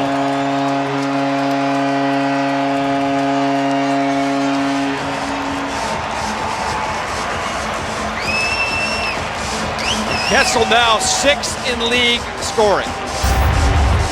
What a play by the big line. They've been pretty quiet all night. Well, not that quiet, I suppose. And here goes Kessel again, just takes off down the wing. Waits, what a pass. As he finds Bozak streaking down the middle. He just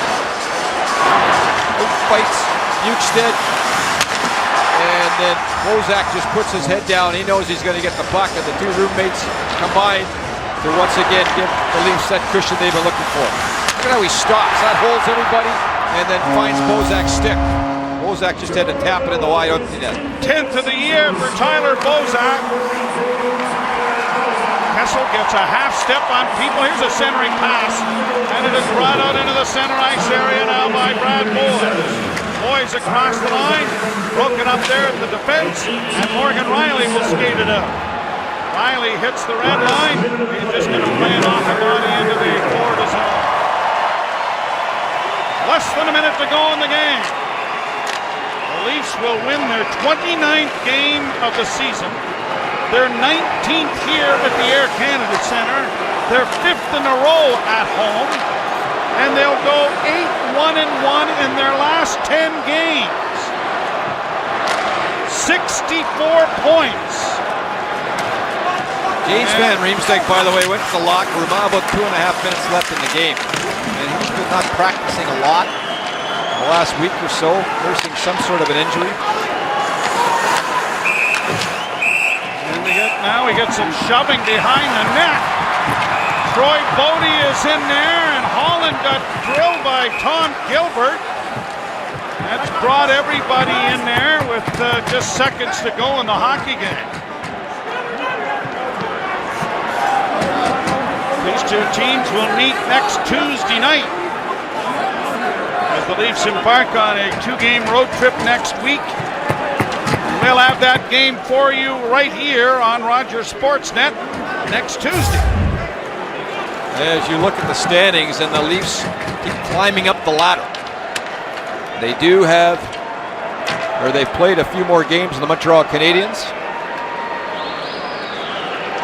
And the Ottawa Senators with a 5-1 decision with the Tampa Bay Lightning. The Leafs, instead of looking in the rearview mirror, can start looking through the windshield a little bit. They'll be 3 behind the Tampa Bay Lightning with a game coming up next Thursday in Tampa Bay. Yep. Well, the one thing you notice when you're around the team, and obviously it makes some sense, is they're a very confident group right now. It's a quiet confidence. When they lost their game for a bit, you could see that there was a bit of uncertainty settling in with the team, and now, once again, they're going into games thinking they're going to win them, which is a lot different attitude than often we've seen in the past around here. The talent they have now, and the ability to score goals is such a huge asset for this group. It separates them from many of the other teams in the Eastern Conference. When you consider that Dave Bolland will come back probably after the Olympic break, it'll be like getting a free agent, I guess, or at the trade deadline. David Clarkson is due back into the lineup, but the Maple Leafs here with a 6-3 victory over the Florida Panthers as they win it. Well, the Leafs looked like they were in a bit of trouble early, but they just stayed with their game, got their speed going, and then the Florida Panthers pretty much showed you why they're in the situation they're in at the moment in the National Hockey League. Here's tonight's 3 stars brought to you by Molson Canadian diehard fan and proud partner of the Leafs. Kadri Van Riemsdyk and Tim Gleason are the 3 stars. The Davis Cup, Canada versus Japan, comes your way here on Sportsnet at 11 p.m. right after Connected. Ivanka and Hugh will have all of the action from the NHL. Good night from the ACC.